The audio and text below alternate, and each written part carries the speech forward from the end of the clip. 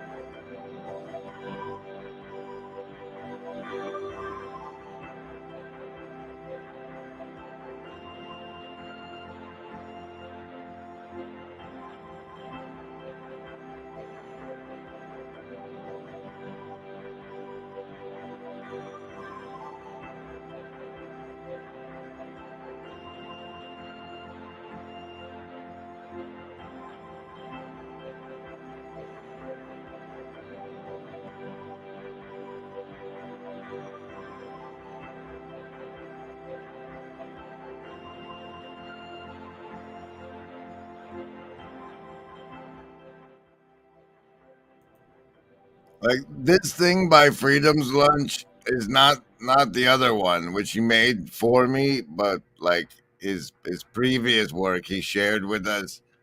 And frankly, I just think it's lovely. I just think it's lovely. Thanks, Dom. That was great. That's great. Welcome. This is a stream we're doing. Welcome, welcome, welcome, welcome. Like love. Love is worth saving. I don't know love. Now encompasses everything.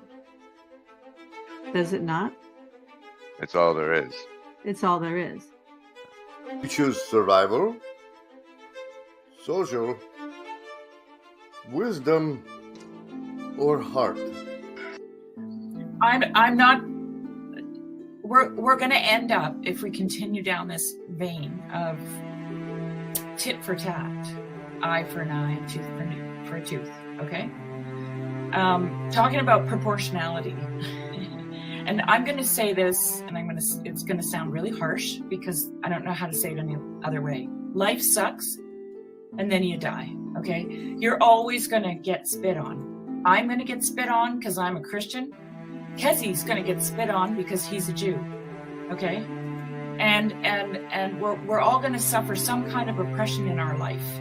And if that's the thing that if we're going to start keeping score on our oppression, which is what most of the world is doing today, actually, then we're going to make ourselves miserable and we're going to fail to live. And we won't be able to love either. We'll forget how to love.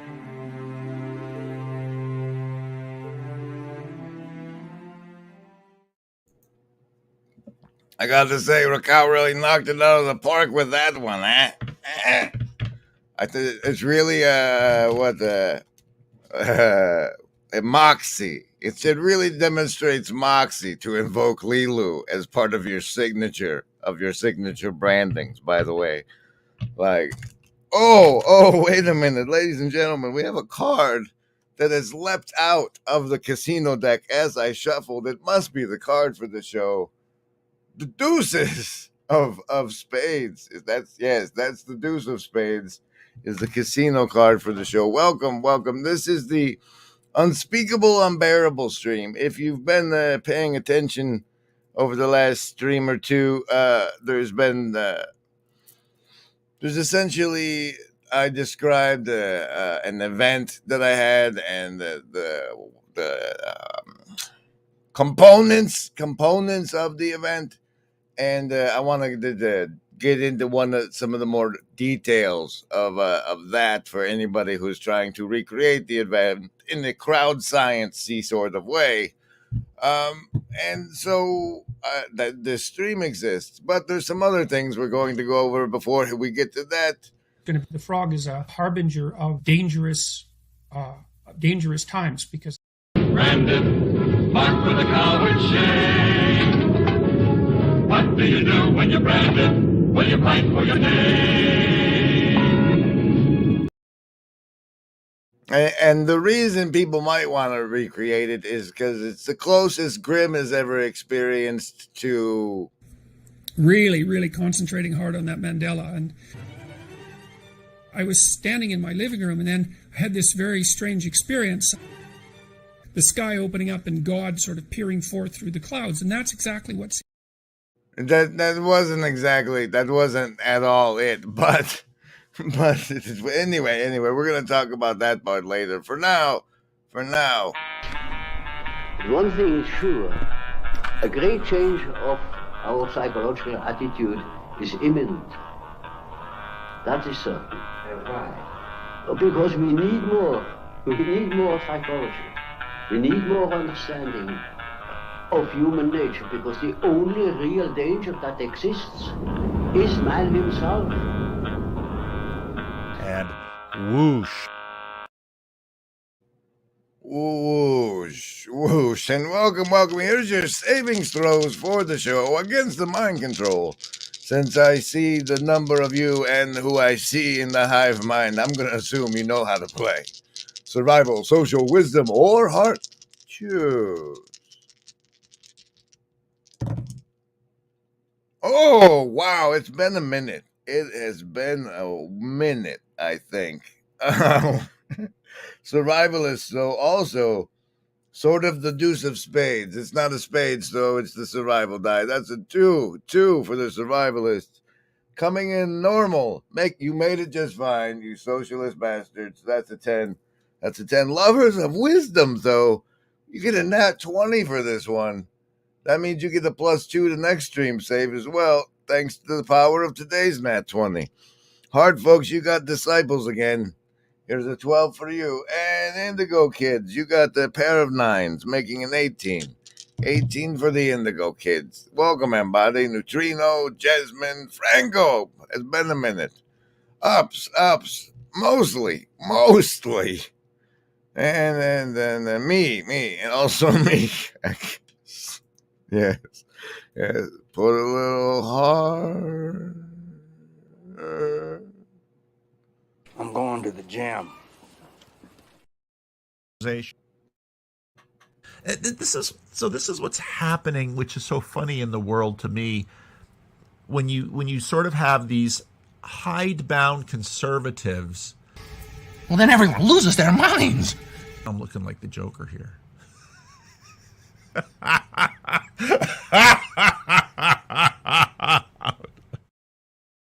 We will get into covering a little bit of Pastor Paul's things, but first we have to do in the one of them blue church cards of the show. We've whittled it down to 2. We were up to almost 4 at one point.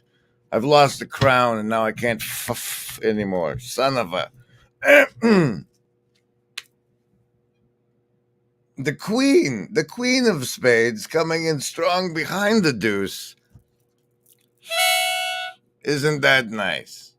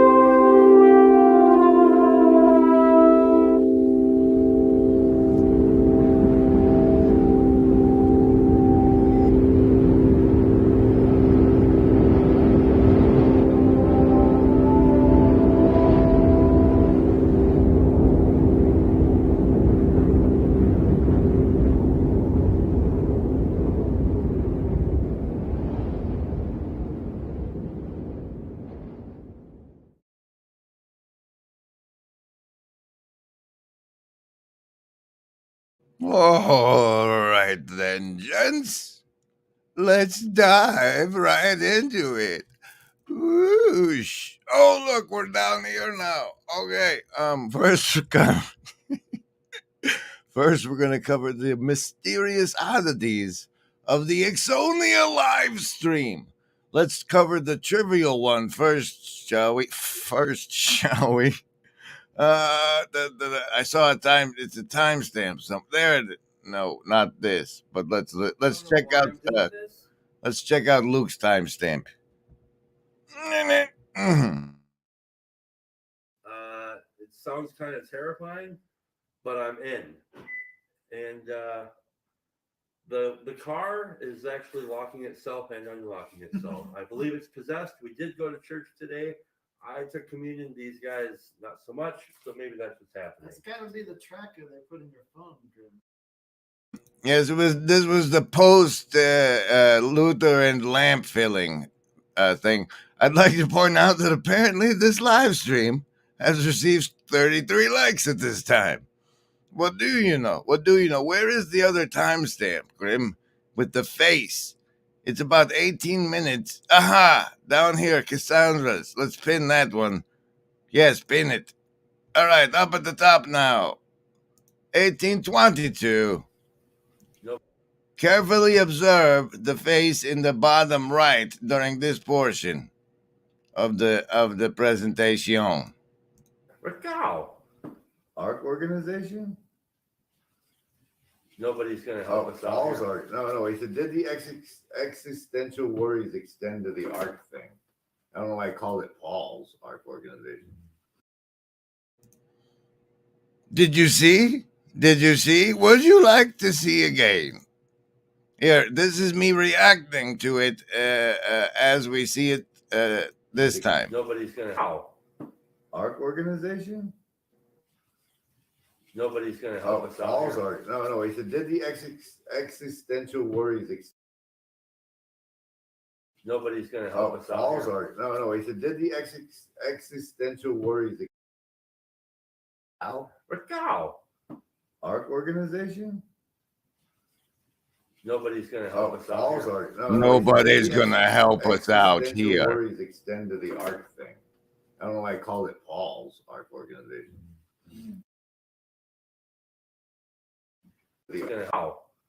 Arc organization?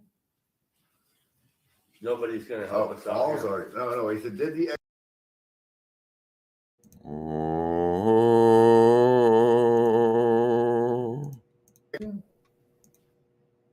Nobody's going to help us out here. Nobody's going to help us out. Arc. No. He said. Oh, now it's become unsettling.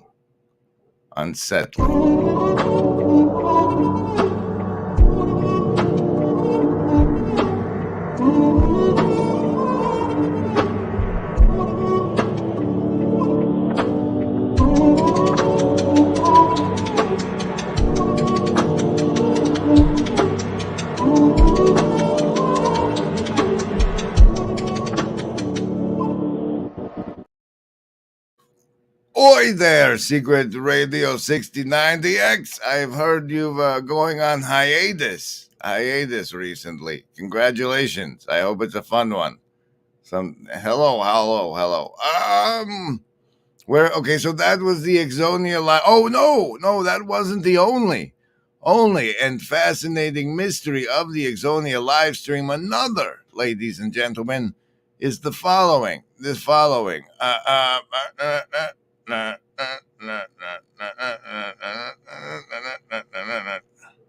Damn it.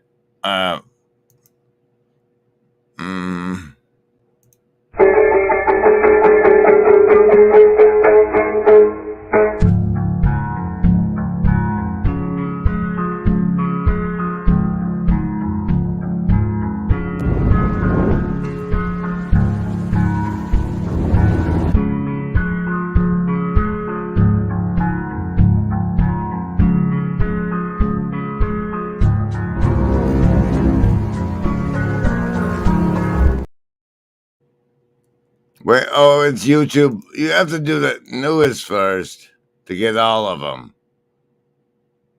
And then, aha, here it is. Here's the here. Can we do this? No, this way maybe. Does this work? Aha! Ah, no. Okay, I'm watching this with my wife. She never watches this sort of thing. And I watched this with my wife as well. She too was interested. Now, that all is what I would consider quite another mysterious phenomenon.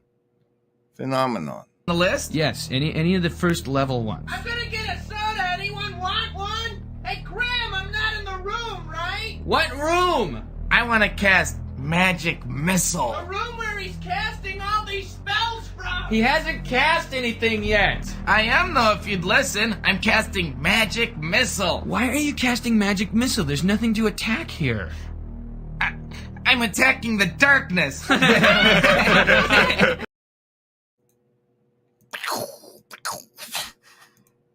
Okay, next up on the hit parade is Share This tab instead.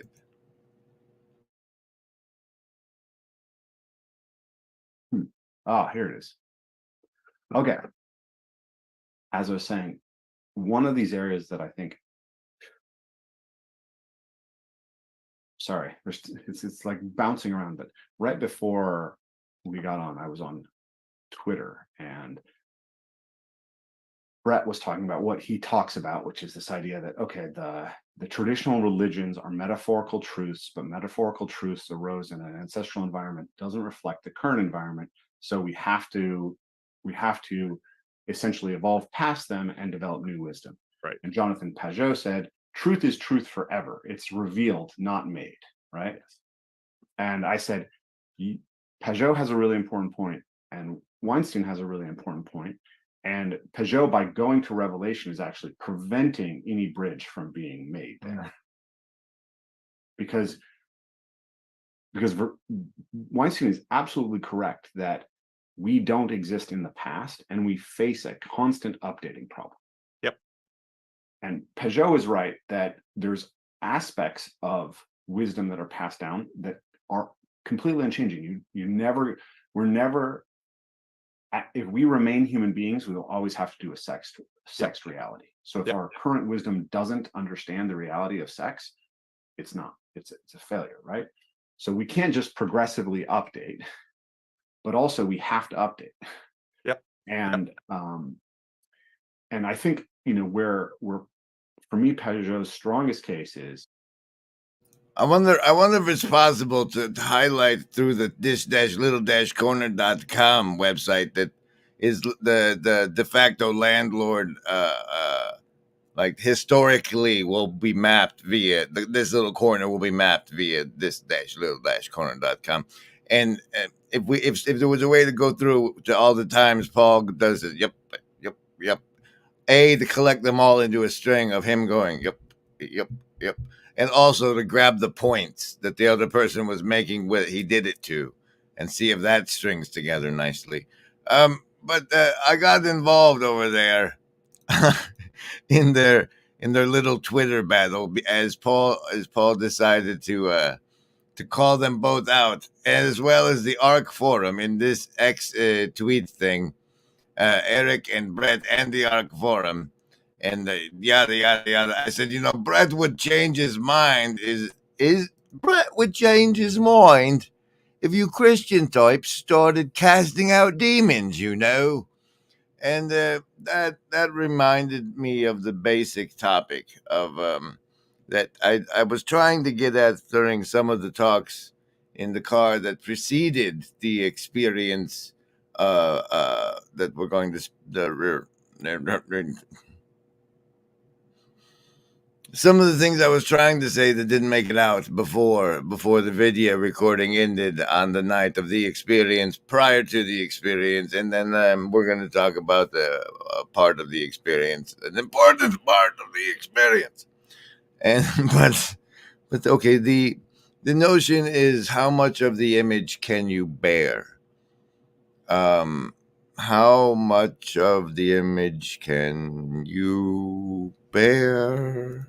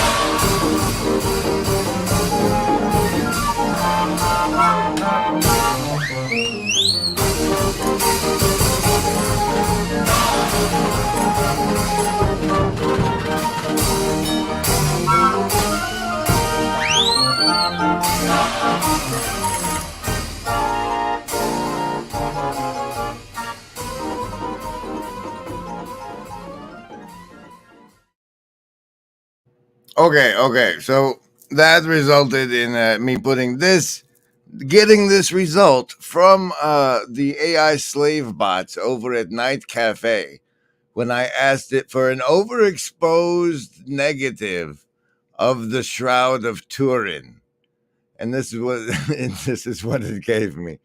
And but the notion of, like, so the piece I'm talking about from the drive is where I'm speaking, where it starts where Jesus's life is a bedtime story that God speaks into existence because he's tucking his kid in for sleep, and he's like, let me tell you about the time you died, and that's how we exist because we're part of that story. And now the notion here's a concept of Jesus, of the Christ. Let's say it that way. There's a concept of the Christ that I would like to put out into what we lovingly call this little corner. For it, I don't know if it's kind of too sacred of an elephant to grope,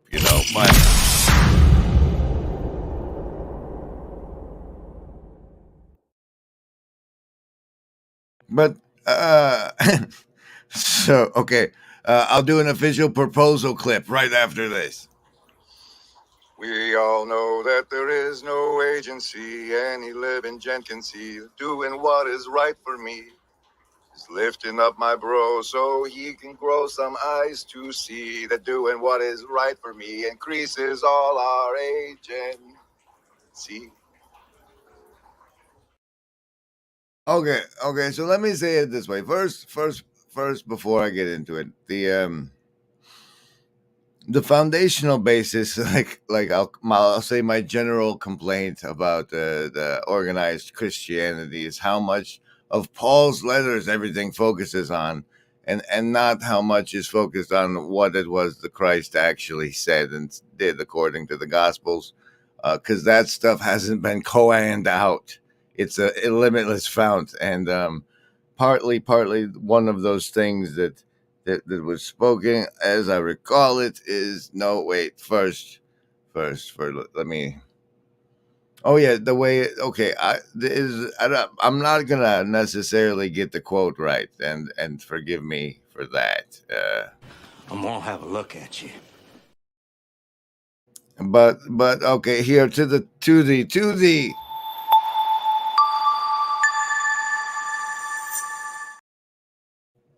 There's this part where he says, I am the way and the truth and the life. None can come unto the Father save through me. Now this saying phrase, if that's close enough to accurate for us to continue to work with, please let me know if it needs adjustments in the hive mind, for accuracy's sake. But let's think about that phrase. The way. Let's start there. What's this the way part? Remember, there is no agency. We want what's best.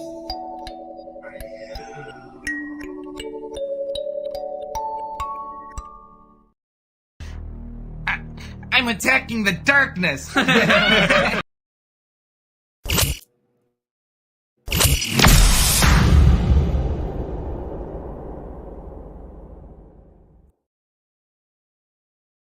No, okay. Now, where were we? The way. Now, let's just take it from a gamer's perspective. What if the way means like the walkthrough for, hey, you know how you're a human? God did it once, and he showed us how to do it.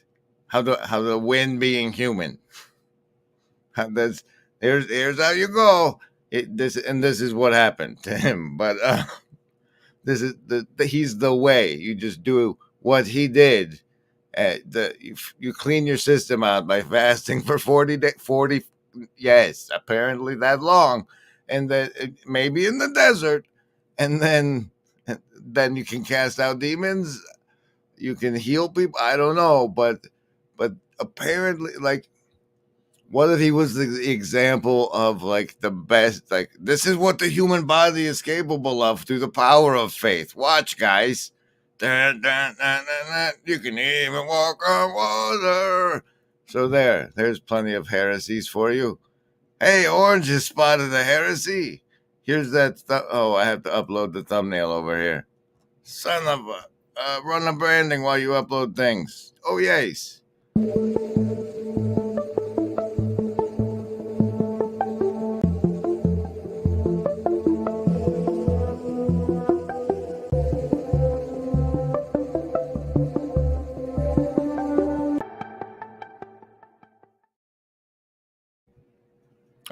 Okay, and that is hey, it's Tayo too.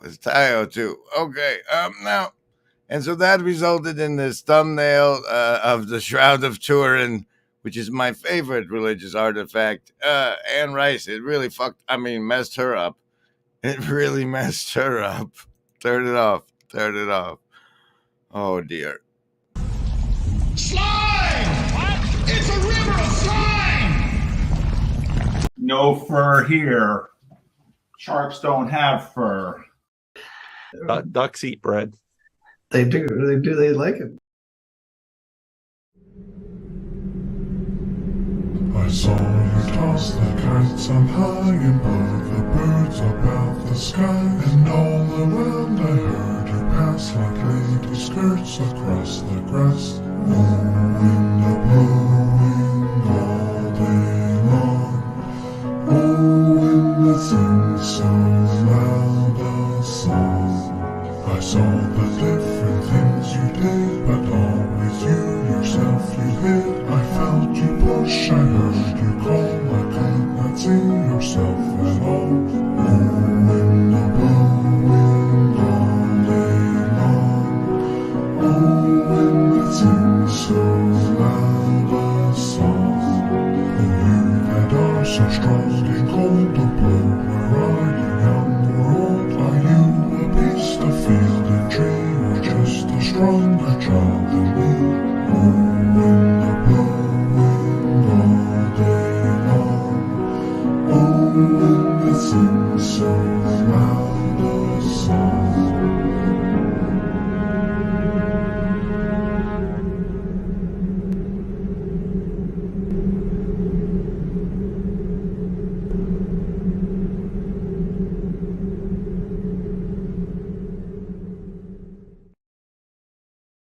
And should it come to pass that you enjoy this thumbnail, it and several others can be found over at ko-fi.com/grimgriz, where you can download them for free or stop by as you make a donation. Our good friends at YouTube don't, unfortunately, get a cut of it.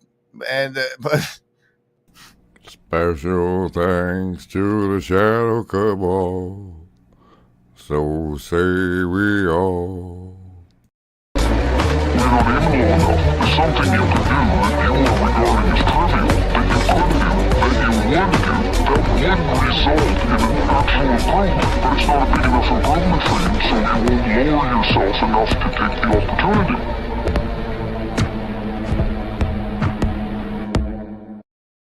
Hi, this is Paul. I don't. So in other news of things that happened, our good friend Gavin is telling us about the future of democracy. And here's some of that. Be integral. It would be, I would say, very good to be a part of the decision making and becoming someone who's qualified to be part of a decision making body. I'll show you another one. I shared this idea with Dr. Lenny Time, and he had recommended that it would be used for stroke victims. And so I'm going to share one where later on, a few months later, they were using this this kind of technology to help a stroke victim. So let's look at that.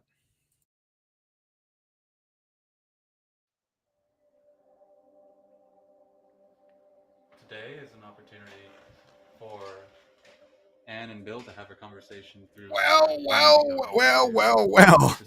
It looks like Gavin thinks the future of democracy is people putting things in their heads. That's unfortunate for everybody. Now, there is one more bit I want to get into, and that's that when I posted over on Twitter, my ex tweeter, about how part of my Blue Church deconstruction began when I saw the following video. Here's a piece for you. It's still available for some reason. Save versus Blue Church deconstruction. We automatically select and amplify a narrow band of temporal frequencies around the human heart rate, and reveal the variation of redness as blood flows through the face. This approach is robust to different skin tones and small motions. It also allows us to automatically extract vital signs from standard videos. For example, here we extract heart rate measurements of a newborn and confirm their accuracy by comparing them with the readings from the hospital monitor, which was recorded in sync with the video. Now, this to me was amazing technology. It was applied to a video after the video was made. You didn't even have to do it real time, but you could see someone's pulse while they did a speech during a presidential debate and see if they were lying or not based on what, it would be like watching someone's pulse change during a debate. And it would revolutionize democracy as we knew it, because the honesty requirement, or at least the level of personal control that involves ninja-like powers of control over one's pulse, And as such, I was amazed. But the part that breaks everybody's heart, like the peanut butter that nourishes children, this was 11 years ago. 11 years ago. And so it's those sort of things. It's when you see all the things we could be doing that we're not, and no one has any interest in doing, like building nursing homes close to kindergartens and daycares and nursing schools, all in a nice bundle. The secondary casino card of the show is the 7 of spades. Perhaps that's an improvement. Oh no, guys, Walker has been feeling a lot of existential dread lately. How about you? Let's see if we can't extend the virtually not alone bubble and soothe his existential dreads with this one. Like love is worth saving. I don't know love. Now encompasses everything. Does it not? It's all there is. It's all there is. You choose survival, social, wisdom, or heart. See, you've given yourself up. But this is the most powerful thing that can be done. Surrender. See, and love is an act of surrender to another person. Total abandonment. I give myself to you. Take me, do anything you like with me. See? So, and that's quite mad. So we come to the strange conclusion that in madness lies sanity. There. I hope that helped. I need to get a coffee refill, and let's get things back on track. I have a wonderful little anecdote to end the show with right after this.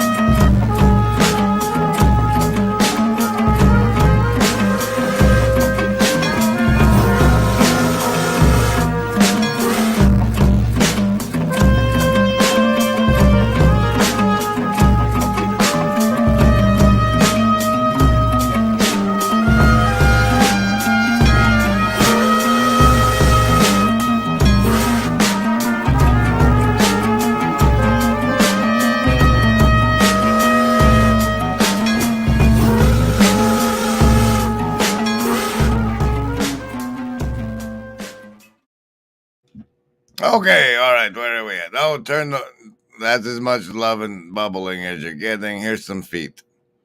Welcome to the Keck Omega. Don't forget the dream catcher of optimal grip, guys. Never forget that. We're going to get back into Wrath. Apparently, that's what they covered in the episode I jumped on over in Grail Country. I don't know if we have clips of that yet, but anecdote. Okay, so what happened was, as I have to abandon all hope and take a regular job as I've failed to milk a sustainable finances from you or any agencies via this YouTube live streaming stuff. And as part of that, I have to do weird, like you should probably do it with a notary public or something level of documentation for employment with this company, which I should probably just call this company from now on, right? And the thing of it is, I have to get some yahoo on the phone to say that the documents I'm presenting to prove I can work in the United States are actually those documents. And I wanted to reach out to an old neighbor friend, and I tried to text him. I said, "Are you around?" Text, and it came back. This message could not be delivered. Blocking feature is active. And I haven't talked to this guy in, probably since the Super Bowl or like a couple of months after the Super Bowl. And so I think, he's blocked me. Curses. I've lost another contact in the real world. And then probably 2 hours ago, my phone rings with a number I did not recognize that said was from Oklahoma. And I answer it, and it is this man. And he says, "Hey, I need a favor, man. Come do something for me." And I say, "Oh, sure, you're my old neighbor friend." But isn't that weird? That's a little anecdote of what it's like. That's what it's like. Special thanks to the Shadow Cabal. So say we all. I don't want to know how things are to be. I want to exert action as long as I live, so that the sort of things which should, in my opinion, be, have more chances of being. If they're all set, it doesn't interest me anymore to see the year 2000 than it interests me to see the year 1000. The merit of the future is that it is not set. The merit of the future is that it is not set. The merit of the future is that it is not set.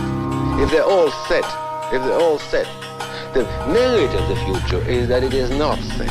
The merit of the future is that it is the area in which we can exert our will, exert our efforts, and try to validate our values. That is the merit of the future. All right, what are we gonna do? Well, what we're gonna do is we're gonna throw out the hot seat link. We'll let the first and one person who comes in, we'll do one at a time. If like 5 of you flood on here, it'll be like I'll bring you on one at a time for a few minutes and then gong show you out when you're no longer entertaining for everyone. If only one person comes on, it could be half an hour, 45 minutes we hang out. Or if nobody comes on, I'll probably bounce in 10 minutes. That's the welcome to the hot seats portion of the show. I am planning on refraining from streaming until the orientation day, which is 1 week from today. So we'll assume I get the documents in order. But I did want to clarify the one thing about the experience we're talking about, and the I'm Faded song predecessor or environment, right? So if you're doing the experience, let's use this branding as representative of the experience.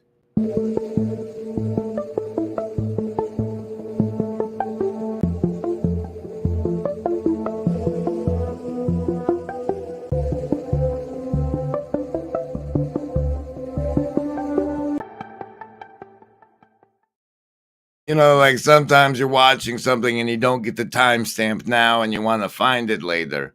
If the guy has run some kind of particular branding to mark the incident, that's helpful and convenient to you. So the thing about it is in that song, Faded, the lyric in question, that part of I think is what is an activation lyric. Is where are you now is the phrase in the car or in the lyric in the song. And when you're tuning in using the song as a resonance, it's kind of like a gravitic field, but it's memes, and you bring in the song and it's like the where are you now part, you have to point at God. Like, I don't know how to tell you how to do that, but like, you know, you're going along with the song and that lyric comes on. And when that lyric comes on in your head, you have to point it to God. So as if that's what you're saying, almost in the prayer-like situation with a beat thumping along with you. If you're not getting the experience and that doesn't do it, then there's something special about the experience I can't help you recreate, or it was unique to me because I'm so special. I'm so special. We don't know. This is not a scientific endeavor, but I was concerned that there might be those of you out there who would try and recreate the experience with the song, and that's a vital component if that's what you're going to try to do. Second blue charge card of the show is the 10 of spades. It's a very spades night as far as the cards are concerned, it seems. Here's one of my favorite brandings. There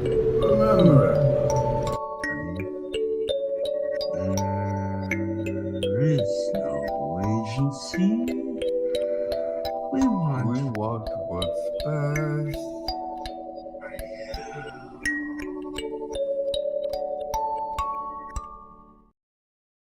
And with no brave souls able to join the hot seat tonight, I'm just going to play my way out with this lovely thing. Thank you all for making it seem like people give it what I say and think. It feels real good.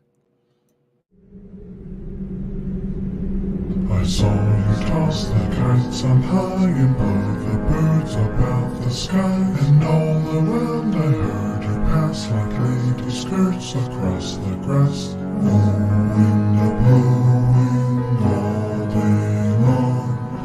Oh, wind that sings so loud a song. I saw the different things you did, but always you yourself you hid. I felt you push, I heard you call, I could not see yourself at all. Oh, wind a blowing all day long. Oh, wind that sings so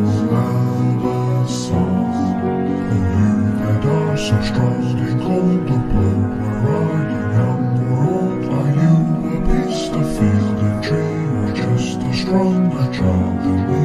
Oh, wind a blowing all day long. Oh, wind that sings so loud a song.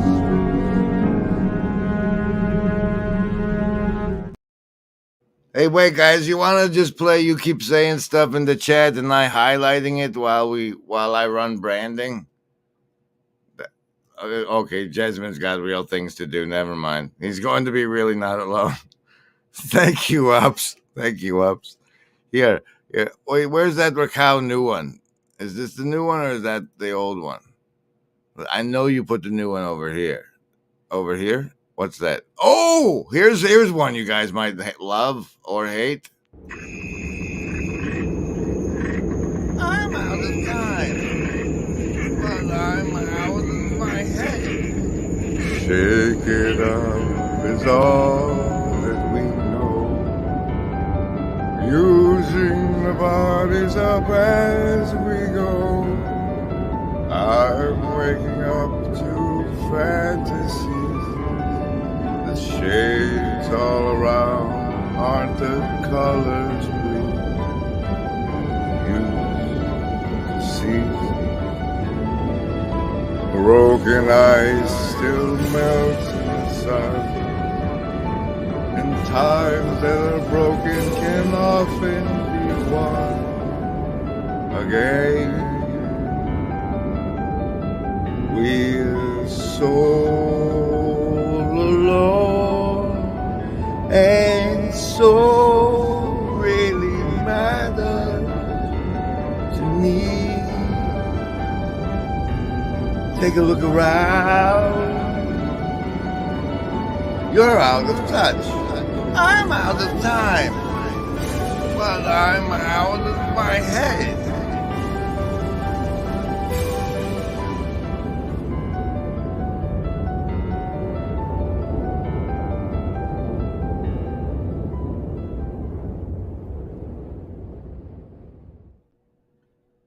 What is that, voices? You should pin the link to jump on so people can find it and keep going. What? No. Why would you do that? That's odd. That'd be an odd thing to do. Like love. Love is worth saving. I don't know love. Now encompasses everything. Does it not? It's all there is. It's all there is. You choose survival, social, wisdom, or heart. I'm not. We're going to end up, if we continue down this vein of tit for tat, eye for an eye, tooth for a tooth. Okay. Talking about proportionality. And I'm going to say this, and it's going to sound really harsh because I don't know how to say it any other way. Life sucks, and then you die, okay? You're always going to get spit on. I'm going to get spit on because I'm a Christian. Kezi's going to get spit on because he's a Jew, okay? And we're all going to suffer some kind of oppression in our life. And if that's the thing that if we're going to start keeping score on our oppression, which is what most of the world is doing today, actually, then we're going to make ourselves miserable and we're going to fail to live. And we won't be able to love either. We'll forget how to love.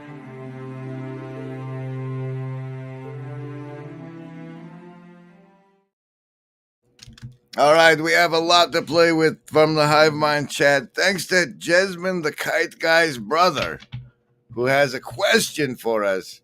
Is morality baked into the universe? Is morality baked into you, my good man? Because since I think the universe is mostly fractal, as far as we can tell, is morality? Or is that the divine gift of being the abominations that have eaten from the tree of the knowledge of good and evil? Is there morality? There's definitely not morality between the mouse and the cat. There might be morality among a species, But interspecies morality, I don't know. I've seen dogs hugging chickens or whatever. There's is it baked in? Is it baked in? Is good baked in? Is the universe a good place? Is the material realm, the material plane, positive, negative, or neutral? Is it a playground where the dreams are real day after day? You keep waking up into the same thing, the same place. Is it heaven? Is it hell? What do you bring to it? Oh my goodness! The next casino card for the show is an inverted black joker, an inverted black invoker. Sherry is the shadow matriarch. Yes, I'll second that. Here, okay, so as closest to the experience described in this minute and a half is the one I had in the car, which left me with the message that blasphemy against the Spirit, not necessarily the Holy Spirit, but blasphemy against the Spirit is smoking, because to conspire is to breathe together. Spiri means breath. We are God holding his breath in the material plane. What? And as such, smoking is blasphemy against the Spirit. But that message came to me after having the reason I call it unspeakable and unbearable is the experience that was invoked when I did that where are you now faded thing in the car prior to getting that message. No. There's no 6 of diamonds popping out of the card for some reason. Just stop. But the experience was, it was nice. The dog had stabbed me in the eye, giving me time to preflect on the experience that was to come. But it was similar to like the eye injury was like staring into the sun for too long. It felt like when I would float it around. I guess it was probably a scratch on the retina, right? And if I rubbed it on the right part of my eyelid by floating where I'm looking at around, it would start to hurt, but the hurting wasn't hurting. It was like the same as, it's too bright, like that. And what I experienced was like that, but from the inside. And eventually I clamped down, like my selfhood clamped it back down into the rotten shell I have. I mean, and the experience stopped, and I've been giving Jordan Peterson for this for a really long time, and now I can't anymore. So for the last, congratulations, Papa Peterson. You're free from this, from me pointing it out anymore. Really, really concentrating hard on that Mandela. And I was standing in my living room, and then I had this very strange experience. The sky opening up and God sort of peering forth through the clouds. And that's exactly what seemed to happen to me, is that I had this sense. It was like a vision, although I was still in my living room and knew it. But inside the theater of my imagination, I could feel the sky opening up. Now, the only way I can really think about it is it was something like another dimension. And then I could feel this force descend upon me. Classically, something like the Holy Ghost, I suppose. And it filled me with this intense sense of paradisal, I don't know how to say it. Well, it was like being in heaven for some brief period of time. I could feel myself transformed, transmuted as a consequence of this experience. It was as if I was in the presence of something that was living, and I suppose that was an experience of God, if you want to put it that way. That's certainly what it seemed like, and I felt that I could live that way. I could live transfigured like that permanently if I desired it, and I thought, I don't know how I would act. I don't know how I would interact with people. I don't know how people would interact with me. I just don't think that I could do it. And then I felt that whatever had descended, it seemed that as if it was sorrowful, and it departed from me slowly, and it was as if a gift had been offered that I wasn't in no position to receive.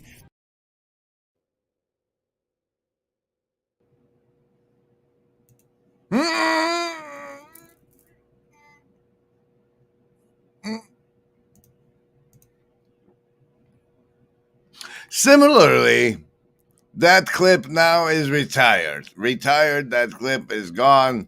And just to remind you all, we do have other retired clips. This is the other retired clip. The reason I bring it up now is I love truffles. Have you ever had truffles? Branded, marked with a coward shame. What do you do when you're branded? Will you fight for your name? No, I'm seriously just having fun playing branding and highlighting what the people in the chat are saying. So, unless you guys can if you guys stop, I'll end it. Meanwhile, here's another one.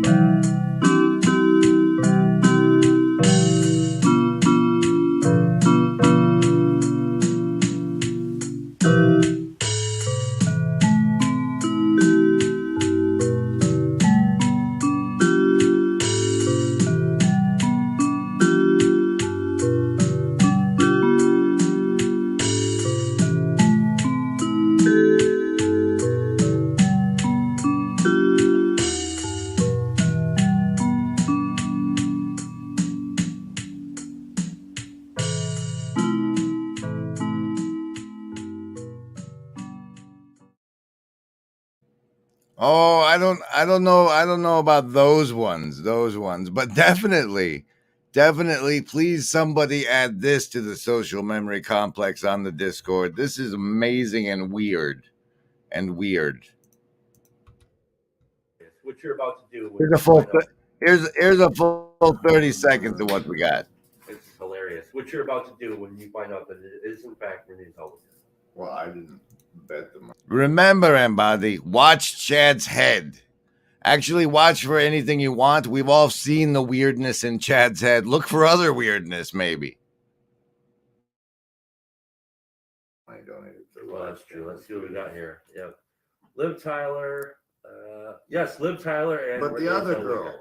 What? Not Renee. It wasn't Renee. It is Renee. Hey. For the record, the other girl turned out to be Robin Tunney. And I was right and Chad was wrong. Rascal. Arc organization? Nobody's going to help us out here. Arc. No. He said, did the existential worries extend to the arc thing? I don't know why I called it Paul's arc. Did you see? I don't know if you were here earlier. Did you see? If you didn't, watch Chad's head. We'll do one more time. Organization. Nobody's. No. Organization? Nobody's going to help us out here. Arc organization? Nobody's going to help us out here. No. He said, did the Nobody's going to help us out here. No. He said. So very, very creepy. So very, very creepy. I think some reason I need a minute. Here, have some more of this. For neurosurgeons, if you get rid of 50% of the population of potential neurosurgeons, you just don't have as many neurosurgeons, right? If you oncology research, cancer researchers, do you want to just not have maybe there's an asymmetry. Maybe only 10% of the best cancer researchers are women. But would you give up 10% of your best cancer researchers? Right. Is that and maybe there is a case that it's worth it for the benefits to children, but you have to recognize that there's a trade-off, that it's not so simple. Yeah. And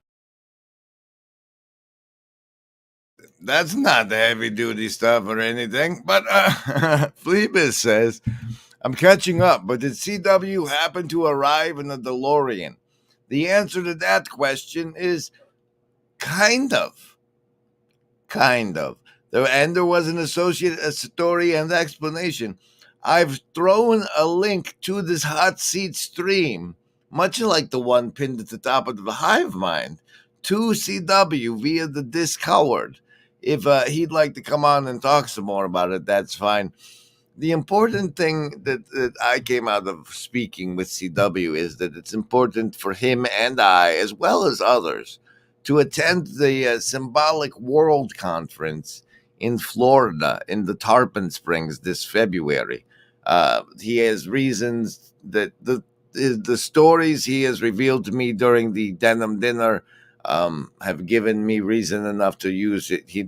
To assume he needs to be there for whatever is going to happen this February. And so that's part of what needs to be arranged. I personally would also love it if Pastor Paul Vanderklay and maybe even John Vervaeke would accompany me to the Symbolic World Conference. Meanwhile, he's apparently not joining, and so we're just going to run some more branding and highlighting the converse with you in the Hive Mind, all virtually not alone like. All virtually not alone like. I don't even think I've done this one yet.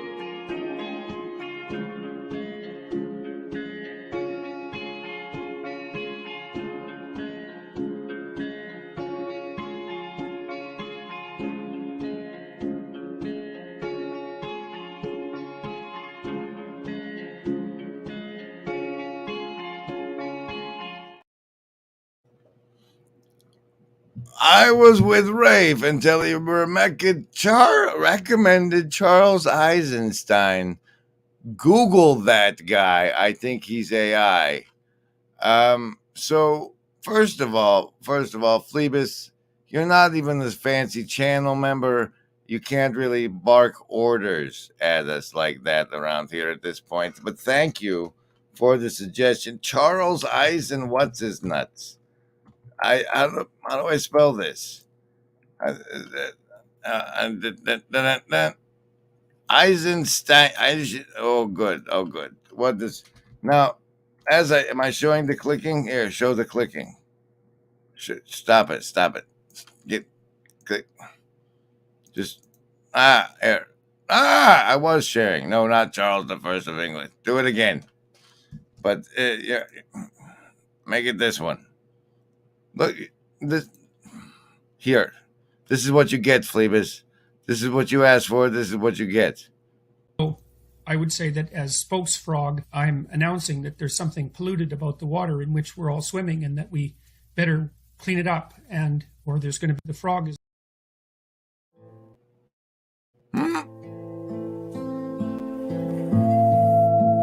It is an awful responsibility which has come to us. We thank God that it has come to us. We thank God that it has come to us instead of to our enemies. And we pray that He may guide us to use it in His ways and for His purposes. His purposes. His purposes. His purposes.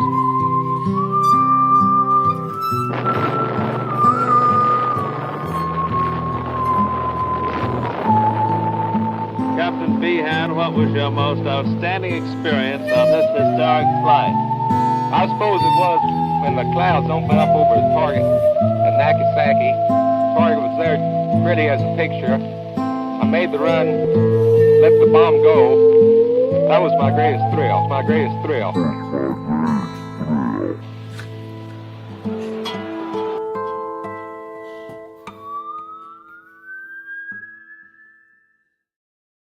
Okay, actually, Phoebus says, "Oh, I see the hierarchy is pay to play."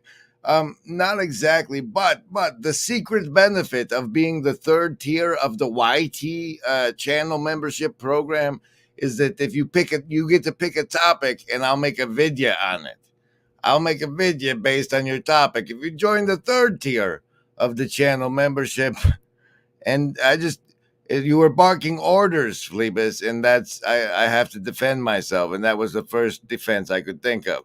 But sure, we'll look up this feller over here, and as such, there's this new pop up that says "Ask Leo," which is the Brave browser's new free fancy. I want to all up in your stuff AI. So I can click that and we'll see what happens. Leo, tell us. Yeah, I accept. Okay, he says Charles Eisenstein is a well-known author and speaker who has written extensively on topics such as spirituality, consciousness, and the nature of reality. He is known for his thought-provoking ideas and his ability to challenge conventional thinking. Is there something specific you would like to know about Charles Eisenstein or his work? Oh, it didn't show any of that. That's unfortunate. It's in a little... Why is it not?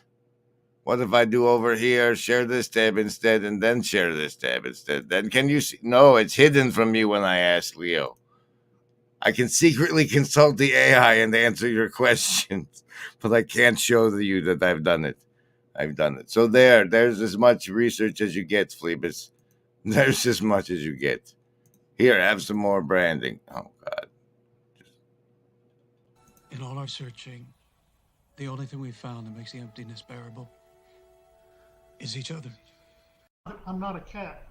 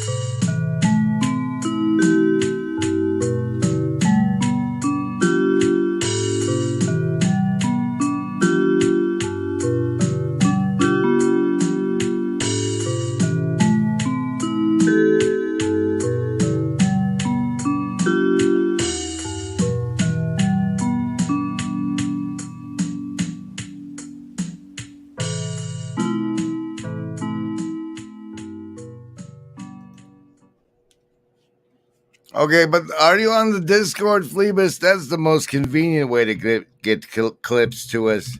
And like during a live stream is not as good as a time as in between live streams. But so rather than keep trying to steer that way, I stumbled into this. Friend of mine went with somebody, and that's why I said to Ted, I said, I think this is my Camino.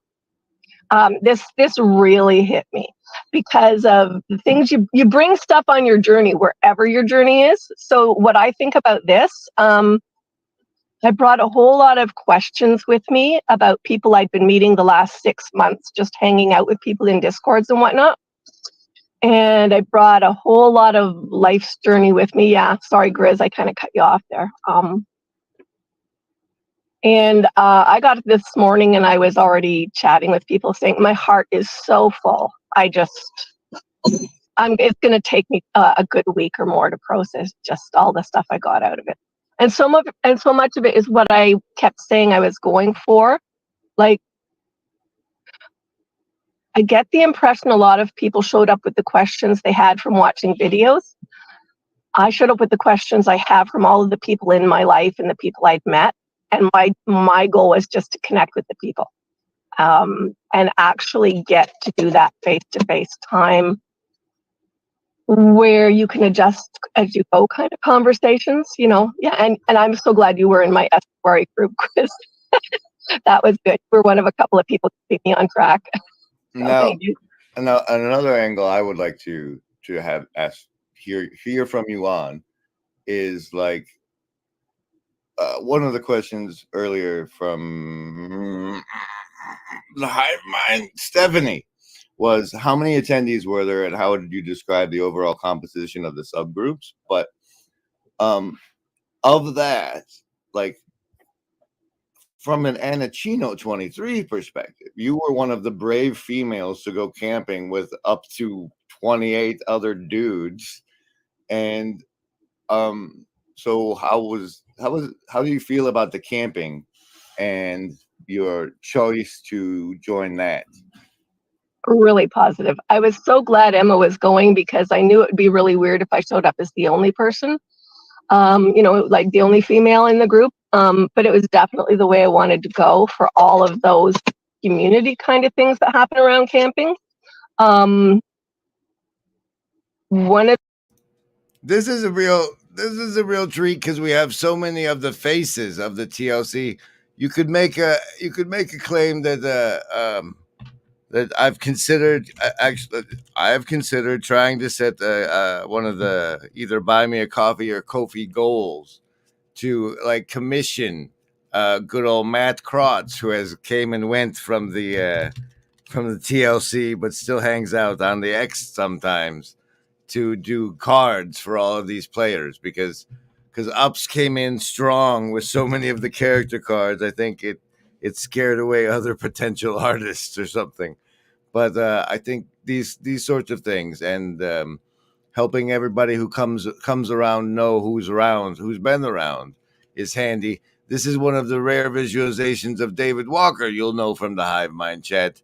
And Occupy Mike is down there in the bottom left, and I always love seeing him. So the motivations was I've been to a lot of conferences in the past where you've got, it was. And so when he pressed the key fob, there was no energy to unlock the doors. And that means also with the dead battery, it's rare that the engine would start. Like it would be some kind of miracle that the engine would start. And so after that conversation with Chad, we get up there and then this happens. And desktop. I hadn't loaded it yet, guys. Anachino. No, not that one. Son of a. Did it play the waiting music? Yes. Oh, it uses a unique codec my browser doesn't support. Never mind. Wait. That's unfortunate. But now, since we're time traveling, I can upload it now. Right after. Bing, bing, boom, boom, boom.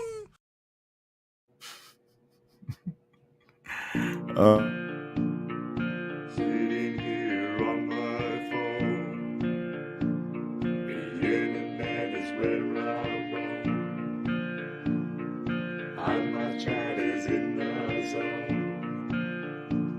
I'm virtually not alone. The devices that I own, reading clips with the flow. As a needy indigo, this corner's now my home.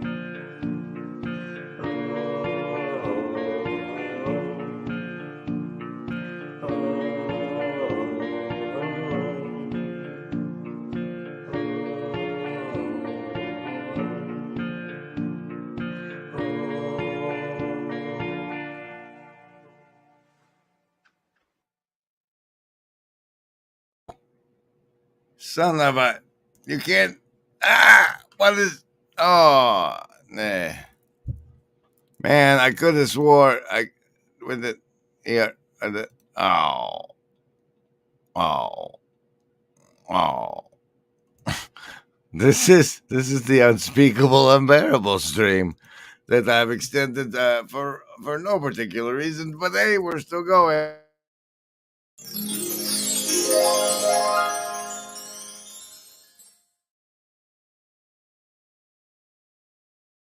So I have the clip I was just talking about, and it won't upload to StreamYards because it's too big.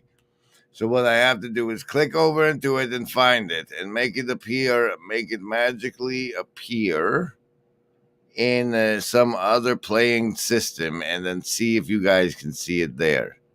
It's Peak Chino is what it's called.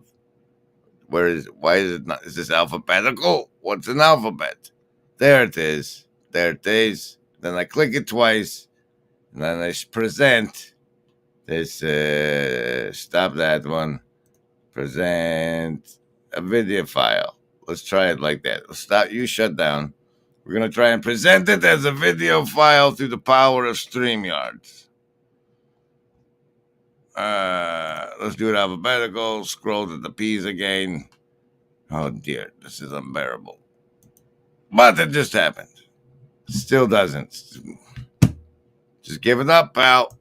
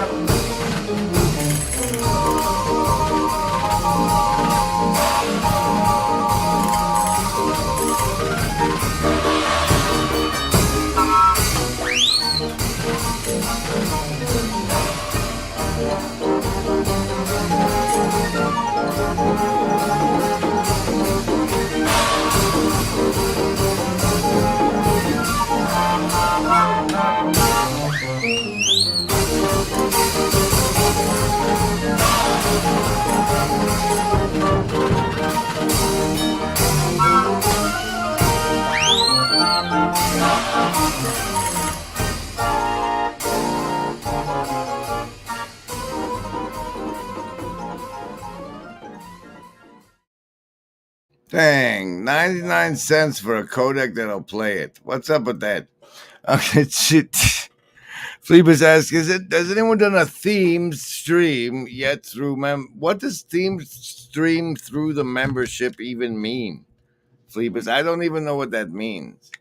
Next 10 of diamonds is the next blue card we did. What are we doing now, Grim? Well, we're doing an unspeakably unbearable stream, but we have covered good stuff in the front, and so that's somewhat redemptive. Here's everyone's, or not a bunch of people's favorite branding. Hello.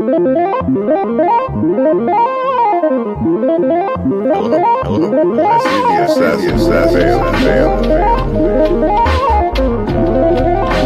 I see the assassin. I see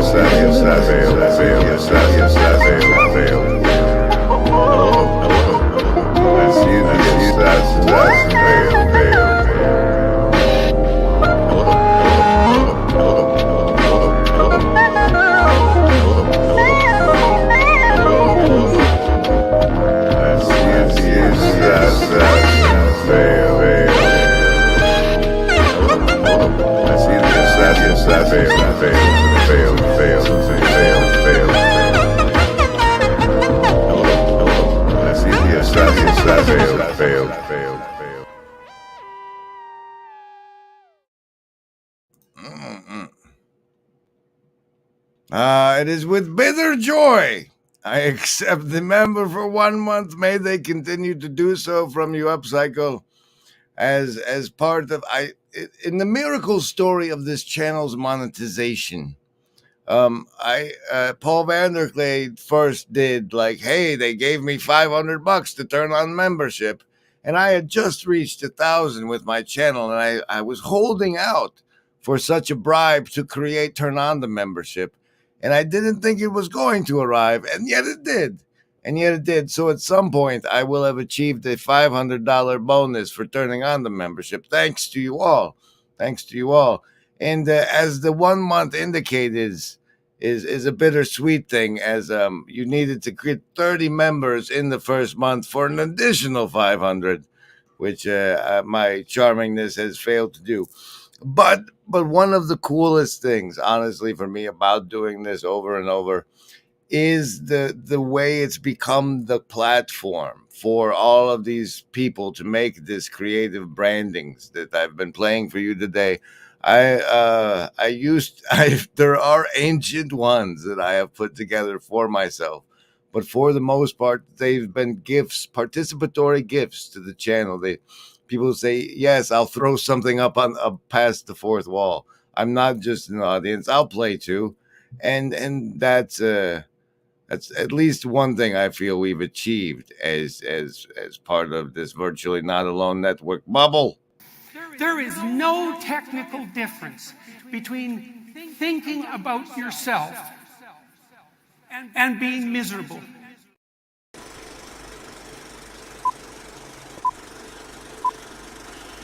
And now, this program is brought to you by Glass TV on here. Why would we need a TV? A darn TV. Why on earth would you put a TV in here? A darn TV. Why on earth would you put a TV in here? Why would we need a TV? A darn TV. A darn TV. A darn TV. Why on earth would you put a TV in here?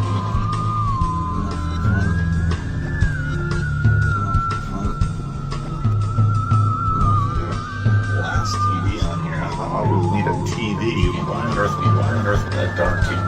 Why on earth would you put a TV in here?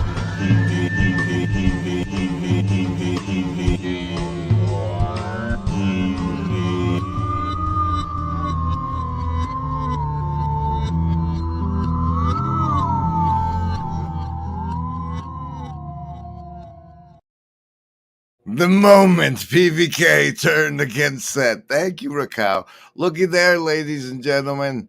KJ became a YouTube member at 9:33 Central on November 14th, 2023, and says the hard part is worth it. I don't know what the hard part was. Who did that edit? I believe you can tell.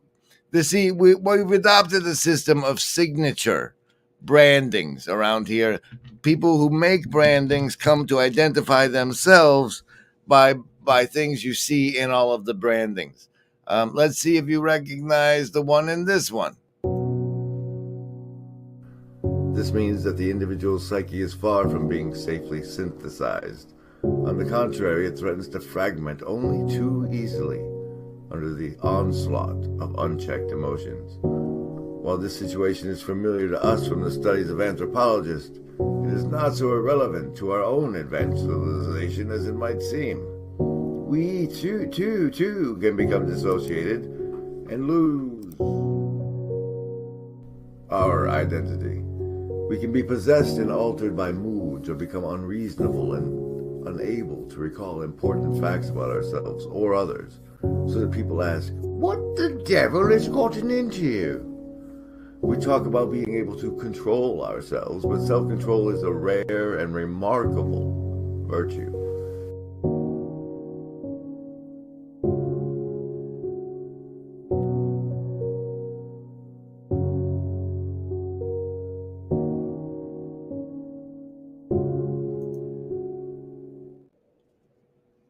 All right, did you catch the signature in that branding, ladies and gentlemen? Special thanks to the Shadow Cabal, so say we all. It's right here at the front and the back. This means that the individual psyche is far. When you see that portion of the branding, you know that was a contribution by our very own Upcycle Club. who's been a member of the channel for over a month, or the whole month, or I guess this is my 1 month anniversary. Is that what that means? Now, someone asked about the branding in this clip.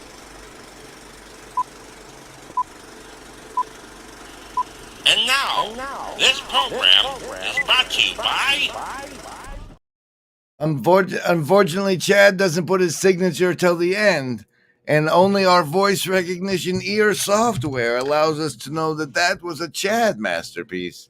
And here's one that's a new addition that's been complimented recently for what's contained therein, actually. If you pay somebody to go through internet making nice comments about your company and your product, that is astroturfing. Yeah, it's comments about a product, a service, a policy, which appear to come from ordinary members of the public, but in fact they don't. Yeah, they come from actors or people who are working for the company.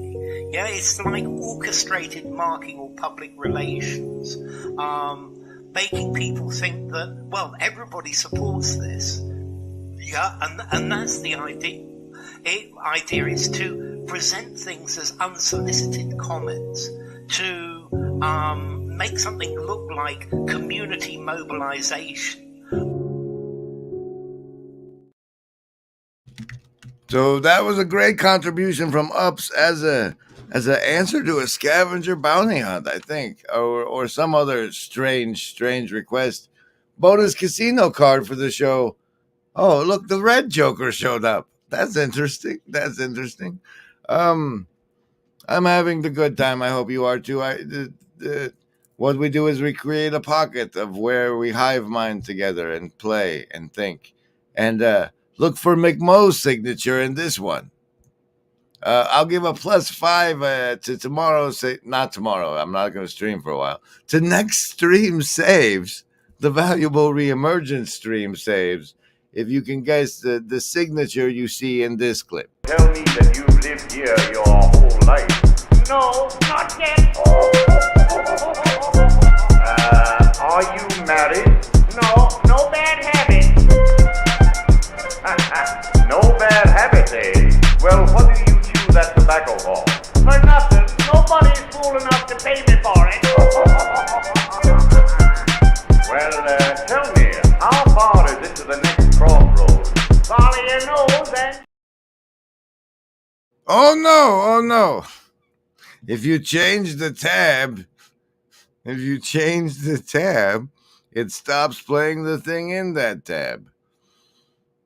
In all our searching, the only thing we found that makes the emptiness bearable is each other.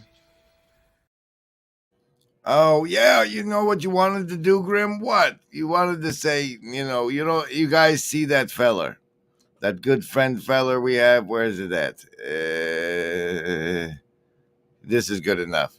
Then no, where did you would go stop it. This one? No, it's popular videos. Popular Gino conference. What? Oh dear. What have you done now? Look what you've done. Friend.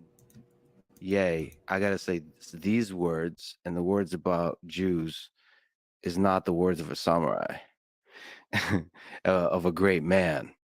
I would say, you said something that resonated with a lot of people when you said George Bush doesn't care about black people. I have to say, as somebody who cares for you, that Ye, the artist formerly known as Kanye West, doesn't care about Jewish people. In the same way you spoke about George Bush being a politician and not giving a fuck about the poor people that suffered after Katrina, you're not giving a fuck about the suffering of the Jewish people across the world. Why am I not? Because you're giving strength, motivation. But we already updated. I gave an apology. You said it wasn't good enough. Yeah, that's right. It's And not. now you're telling me, no, I'm not No, gonna. no, no. You don't need to kiss anyone's dick. What you You're have to asking do, me to you have kiss to the say dick. was wrong to say. There's no Jewish media. There's no Jewish. There isn't. There's no control of the media by Jewish You're an people. engineer, brother. If you're an engineer and you're not holding to the truth, that's not engineering. Engineering is not. That's not. That doesn't. That's hate. That's not engineering. No, Engineering. Here's the situation. All right. Jews are overrepresented in positions of power and authority. But then let's open our eyes a little bit, eh? And think for like 2 or 3 seconds and think, hey, guess what? They're also overrepresented in positions of competence. And it's not like we have more geniuses than we know what to do with. And if the Jews happen to be producing more of them, which they are, by the way, then that's a pretty good thing for the rest of us. So let's not confuse competence with power and authority, even though that's a favorite trick of the radical leftists who always fail to make that distinction. Well, why does this overrepresentation occur? Because it does. There's also overrepresentation in political movements, including radical political movements. Okay, why? Well, answer 1, Jewish conspiracy. Okay, that's not a very good answer. We've used that answer before. All right, but do we have an alternative? Well, here's an alternative. The average Ashkenazi IQ is somewhere between 110 and 115, which is about 1 standard deviation above the population average. And so what that means is that the average Ashkenazi/European Jew has an IQ that's higher than 85% of the population. That's a lot higher. Now, That's a lot higher. Yes, Weinstein, you are correct. That was McMo branding. One can recognize it by the shadow cabal thing floating over the bottom there. And then this is wow, Raquel. This is I don't know how long it's gonna be. I just have to get things straight with this new jarb with the company I'm now gonna call the company. We're about 90 minutes deep into this one. The thing I wanted to show you guys was this fella here. This fella here having a nice chuckle. Third from the top in our Hollywood squares. Codec, yes. Oh, it uses a unique codec my browser doesn't support. Never mind. False. There's the man that just laughed at me there. Has his own YouTube channel. I'm a big fan of, and we have a treat from it. For you tonight. This new video, the destruction.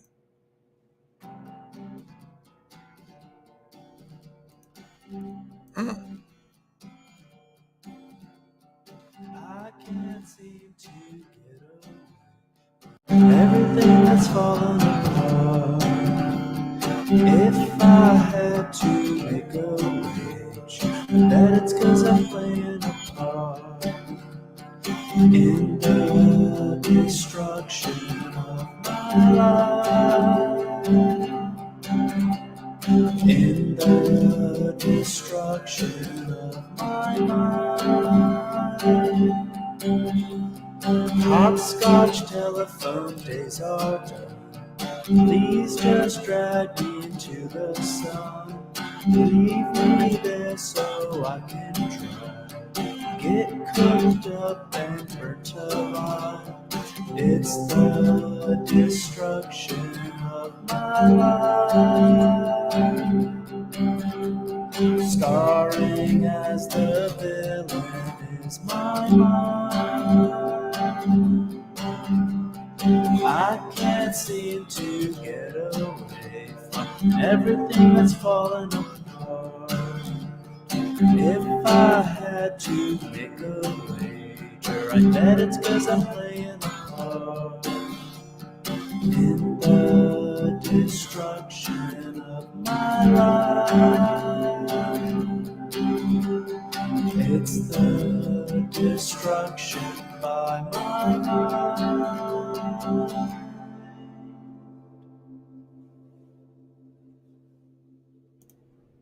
Okay, thanks, Raj. Like now, ladies and gentlemen. What did you just click on? No, don't click on that.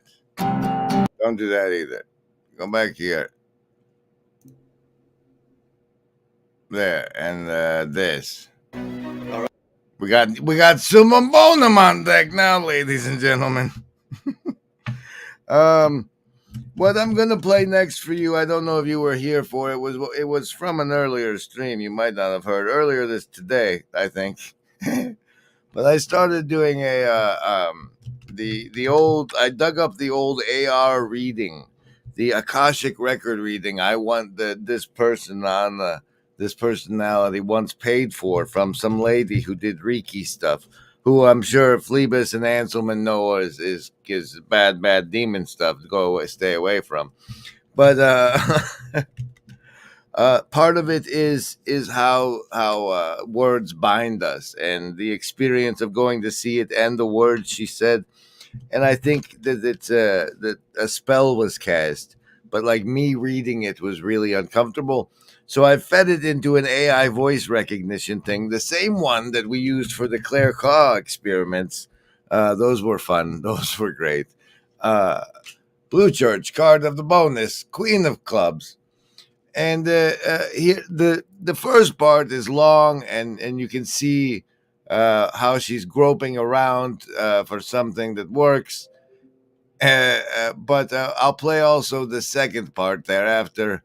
Meanwhile, since it's just audio, you can look at that you are limited. Yes, you could say this to virtually every human, and yet for you there is a very strong limitation around you. It is like a corset. Very much like this kind of structure of corset around you. And so because of your focus on learning through experience, you're only allowing yourself to accept and believe that which you personally experience. And so, this is not a negative thing or a non-supportive or bad thing as you may categorize it. It is not like this at all. Instead, it is just a way of being for you at this time, that you have limitations, and that only which you personally experience is valid. This is a belief system of yours, and yes, it is surrounded. You are being surrounded by this idea of a corset.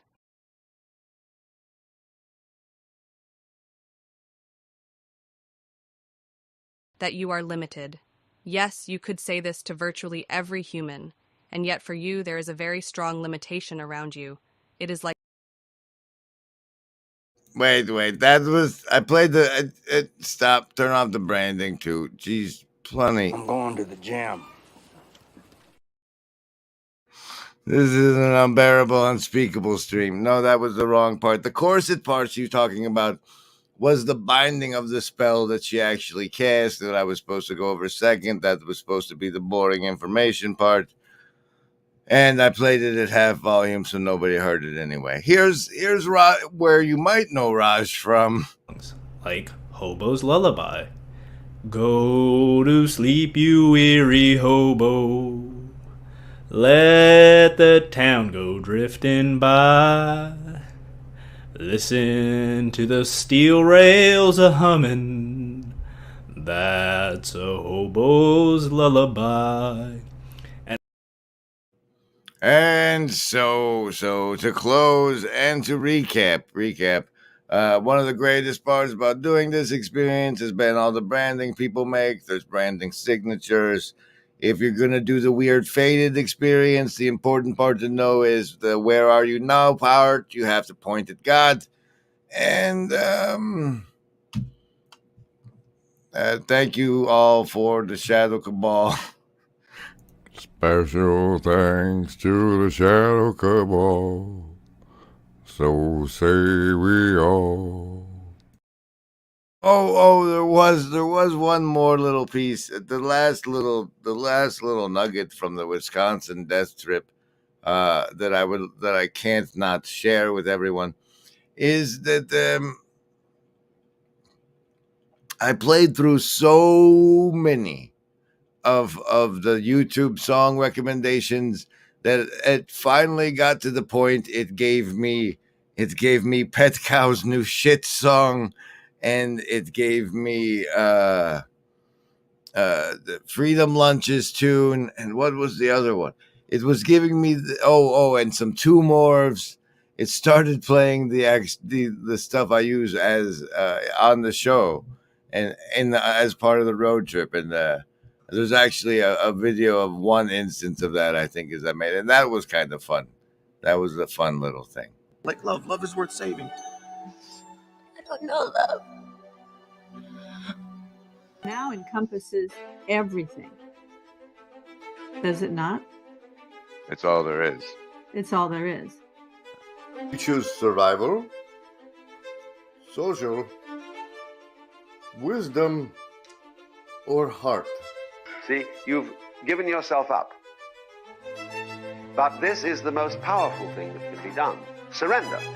See, and love is an act of surrender to another person. Total abandonment. I give myself to you. Take me, do anything you like with me. So, and that's quite mad. So we come to the strange conclusion that in madness lies sanity. And right there in the front, for those of you recognizing the signatures, that's signature Rascal branding. And as a special treat for everyone staying with us or coming, just happening to be here right now, one of our favorites. All right, all you cool kids, here we go with Bishop Barron's fancy hit, Summum Bonum. That logo is called The Meaning of Music. Can I just jump in? The mind and the intelligible form light up each other, light up each other. Each one illumines the other. So the objectively valuable addresses me. It rearranges me. It rearranges me. Oh, ladies and gentlemen, I might have to give you special savings throw so you don't get rearranged. We got the Mr. Fats in the hot seat on deck, but I'm not denying you the rest of your summum bonum. So stand tight, Jacob. We'll be on soon. It's turned me upside down. What was the first song that rocked your world, changed you, that rearranged your consciousness? Like a Rolling Stone. Rock my world. Rock my world. Rock my world. Summum bonum. It's like summum bonum. It's like, yeah, there's a summum bonum. Rock my world. Summum bonum. It's like, it really gets interesting. It's like summum bonum is this rock my world. It rearranges me. It's summum bonum breaking into my reluctant and recalcitrant consciousness. Summum bonum, bring it to the religious level. It's not you who've chosen me, it's I who've chosen you. And it's not you who've chosen me, it's I who've chosen you. And summum bonum, not you who've chosen me. Summum bonum, revelation. Summum revelation. Stunning objectivity, the good, confronts us, changes us, and it doesn't let us go. And stunning objectivity, the good, confronts us, changes us, and it doesn't let us go. And light up each other. Light up each other. Doesn't let us go. And light up each other. Summum bonum. Light up each other. Revelation. It's turned me upside down. What was the first song that rocked your world? Rocked your world. Summum bonum. It's like summum bonum. It's like, yeah, there's a summum bonum. Rock my world. Summum bonum. It's like, it really gets interesting. Revelation is the ultimate expression of that. Revelation is the ultimate expression of that.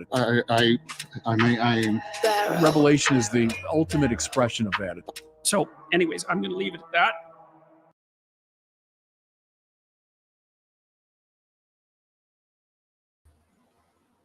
Ladies and gentlemen, joining us is Mr. Fats himself. Mr. Fats, how do you feel about your character card? I didn't know I had a character card. Let me see that again. Yes, yes, you have a great flip. I'm doing a volume check. Make sure we don't get an echo. But this is the character card we have for you at present. I'm always accepting new entries, mind you. But here it is with us on screen. Hutbert's Law? What is that?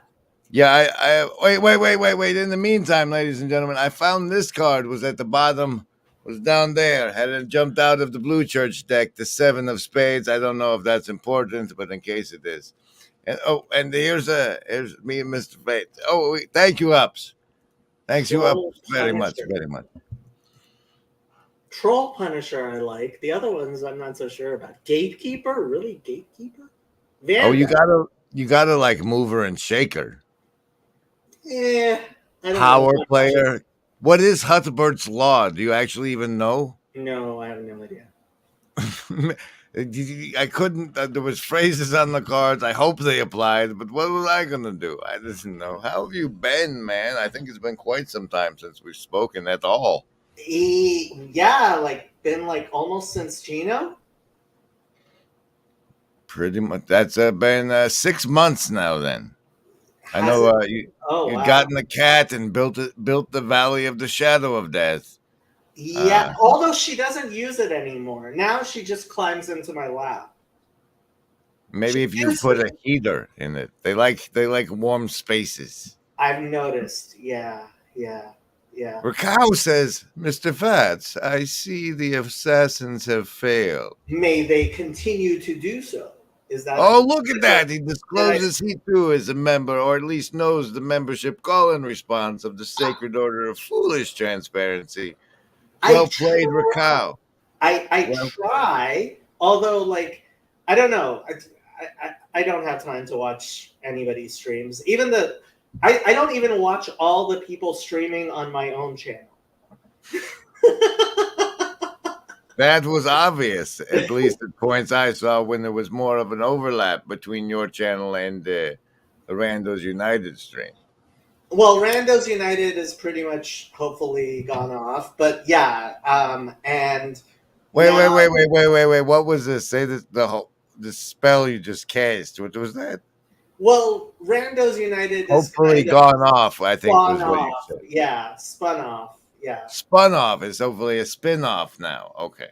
Yeah, I mean I've moved on from Randos United pretty much.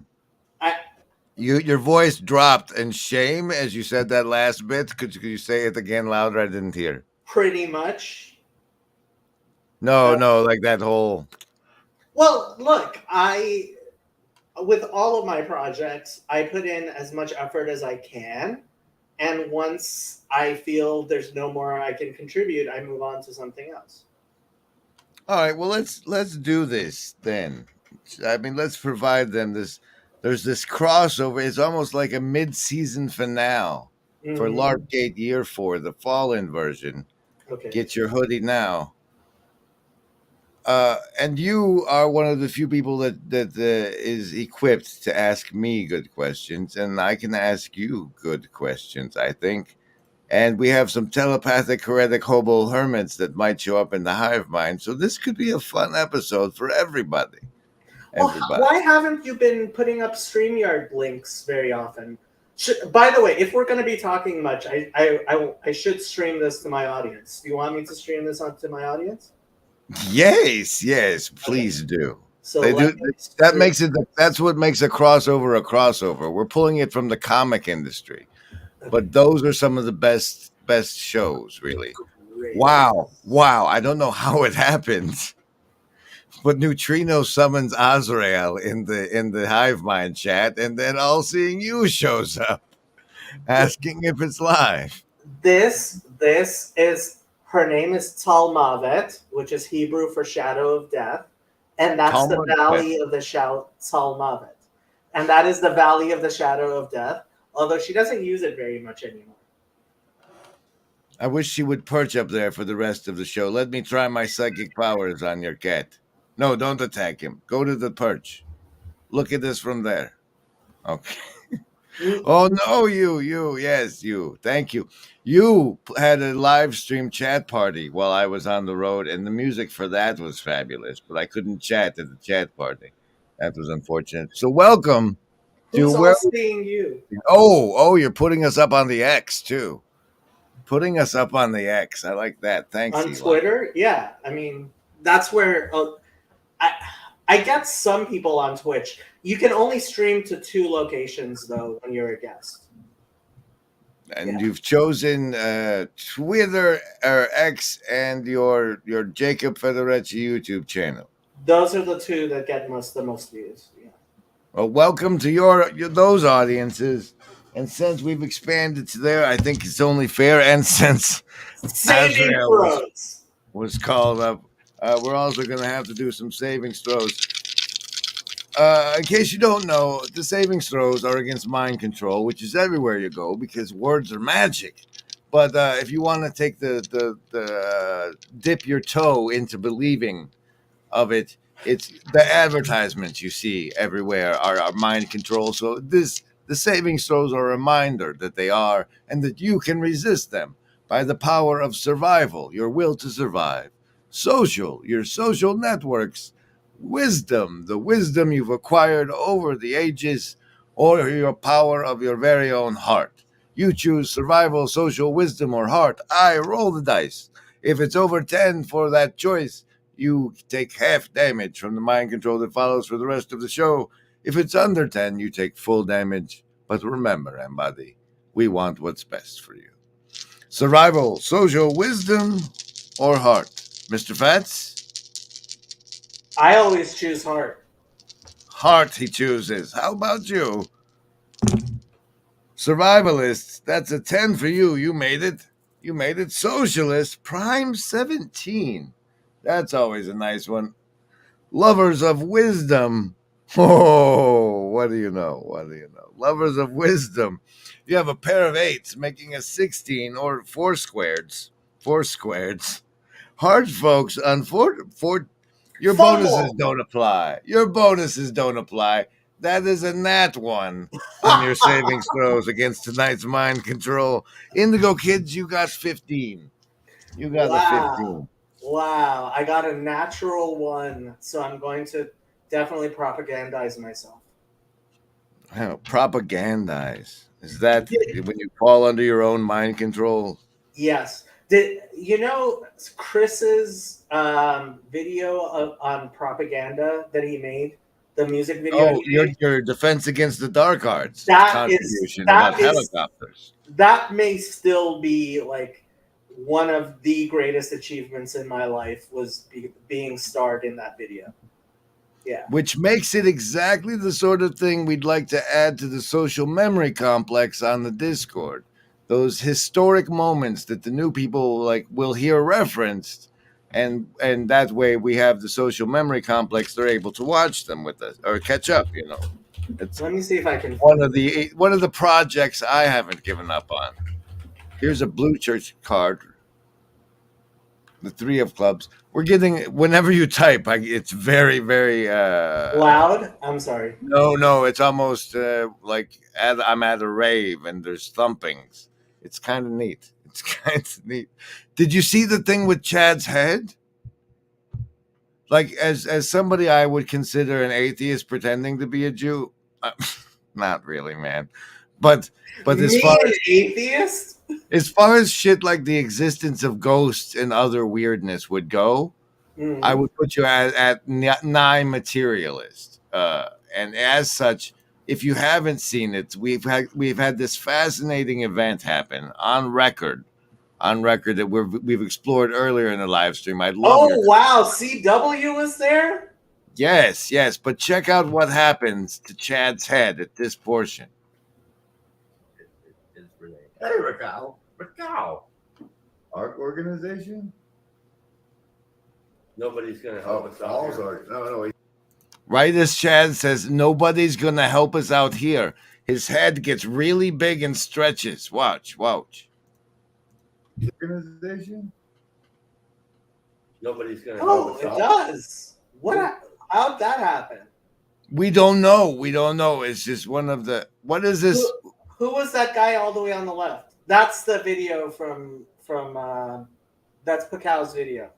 Okay, we'll play it soon. We'll play it soon. But yeah, the guy on the left was Senor Cebolla. Cebolla. Oh, he was yeah, a Chino. I know You've him. met him, I believe. No, actually, he did not come up to me, and I've been berating him ever since. Because while we have spoken like a bunch of times on Discord, he didn't actually come up to me in real life and say hi. Okay. Yeah. Well, I think since this is such a special crossover episode, there's going to be people who don't know either of us on either side of our fences, of our flotilla fences. Who watches my channel and doesn't know you? We don't know. I'm assuming, like, you know how we have the Mr. Fats nickname for you. I'm pretty sure that over on the pirate channel that's on the Randos, they've got a nickname for me. Not you, the other one.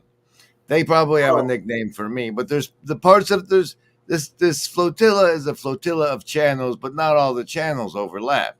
There's sort of corners of the corner. And you know, we don't know who's going to be out there. So let's play Who Is This Guy for our audiences with the other guy. You go first. So Grizz is the shaman of this little corner, and he's Grizz. I mean, what can I say? He's the shaman. Well, I'm sure your channel's audiences appreciate such a thorough and explanatory introduction. To those of you who aren't familiar with Mr. Fats, Jacob Federecci, I will tell you and introduce him as follows. Mr. Fats is one of the Machiavellian villains of this little corner, seeking to create a tribe of Noahide servant Christians by skimming them off the top of the confusion of their deconstruction into this Noahide thing, which I'm not sure, other than it involves like serving the Jews the way that Renfield served vampires, as I understand it. And that's his chief plot. Meanwhile, he's repeatedly trying to generate not-for-profit entities that manage the donations that come into the corner and somehow haven't landed on Grimm yet, which he will be grilled about in tonight's crossover episode as we catch up in our first real post-Chino conversation. You still owe me $500. And with that, we get the helicopter Defense Against the Dark Arts we all love the most. Let's see. Can you I share should full start screen it. there? Full screen, okay. And then play it. Thank you. Propaganda, persuasion, and communication. How human beings make decisions. How human beings are influenced by each other to have technological progress in rhetoric. That's what has happened. New psychotechnologies, too many people think they understand human communication. They don't. I hope it's clear to you that the helicopter on the left would never fly. Helicopter on the right would also never fly. These are just scaled down model. We're talking about technology here, and technology has progressed. Mass circulation of books, mass circulation of newspapers, and that allowed for advertising, and then more ways of communication like radio, television, and now internet came into being. Edward Bernays came up with the idea of public relations. Bernays realized in consulting with psychologists, his uncle was Sigmund Freud, and he realized that there is a sexual element and that cigarettes can be marketed to women as something that is both sexy and that is liberating. It is an incredibly idiotic thing to tell someone to think for themselves.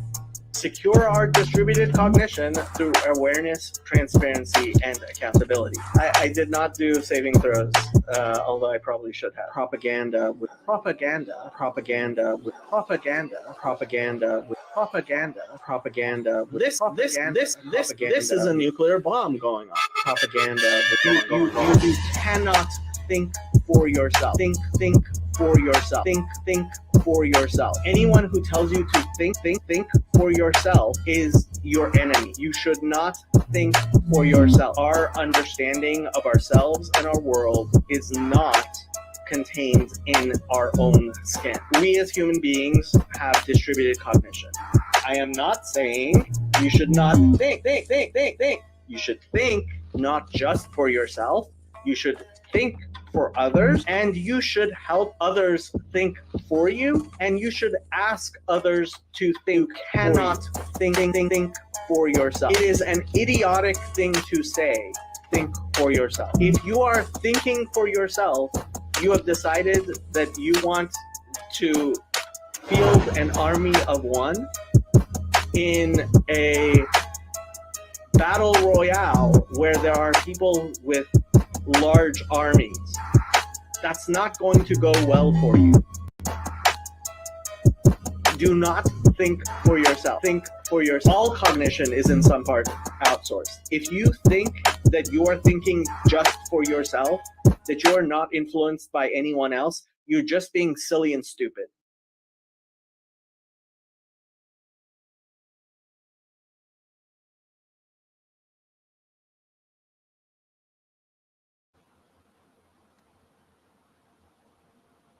And then you unmute also. That was the work of the Chris show there that you were just witnessing. Chris, and, all 377 subs he's got.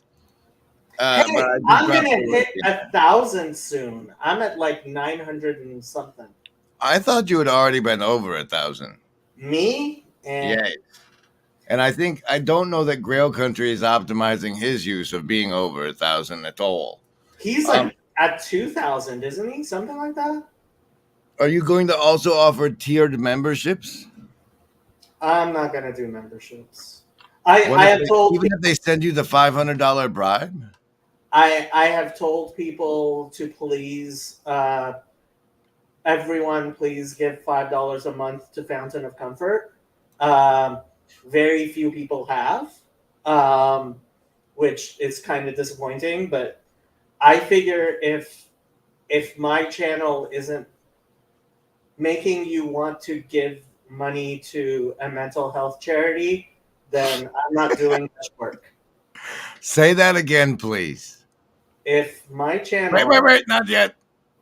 If my channel is not incentivizing you to give money to a mental health charity, I'm not doing much good in the world. All right, thank you very much. That's a beautiful clip. I feel somewhat the same, except rather than the mental health charity, I take it directly from my hand to mouth. I don't need people to give me money. I earn enough money. I earn more money than I use.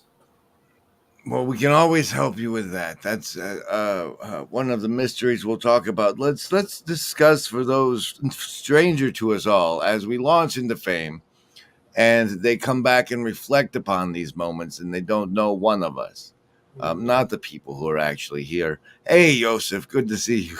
Good to see you. Oh, Chad's back. Shouldn't you be sleeping, Chad? You got work in the morning. In the whatever of the TLC, like say we're going to meet a member of your family who is completely unfamiliar with what you've been doing on YouTube or whatever, but I need a place to stay, and you're trying to talk them into letting me crash at their house. And so that's the context of explaining where, and let's get up to Chino, and then we'll take it from there. So I had a birthday party where I invited family members and TLC people. And it was interesting. And I introduced the TLC people to my family as these are my friends. These are my friends. Right, but we're here providing hot, steaming info for my friends that aren't your friends and your friends that aren't my friends and historic people from the future. So what the is the TLC? How are you involved? Who is Grim Grizz and how is he involved, Mr. Fetz? As if you're being interrogated, please.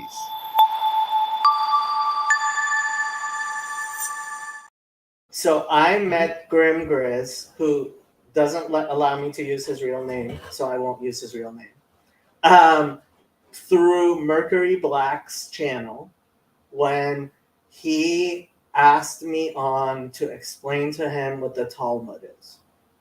And it was an interesting discussion, and I saw that Grim sees patterns larger than most people do, and that's why I call him our shaman, because he has a capacity to discern actual patterns in life that are larger than individuals usually have a capacity to see.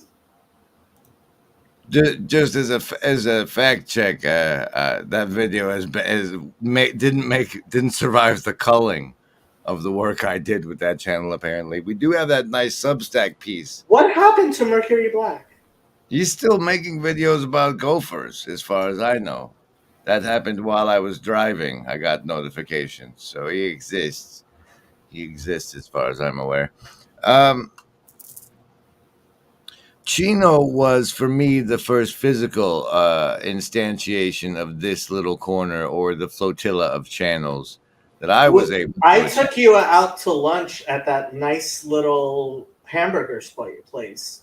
You were the first assassin within range of where I physically reside. That is correct. But what that was, your tour was probably, when you stopped by, was probably the first embodiment of a TLC event.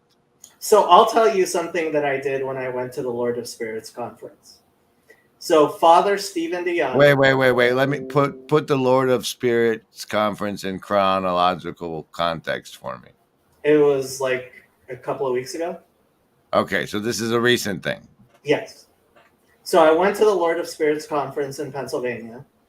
I stayed with Nate and Shelley, who got married and have 1.5 kids through TLC. And they're incredibly nice people. They're also Antiochian Orthodox. Whoa, stop. Now you have to say what Antiochian Orthodox means. So Eastern Orthodoxy is split up into various autocephalous churches, which means... All right, never mind. So these guys got married, and what else?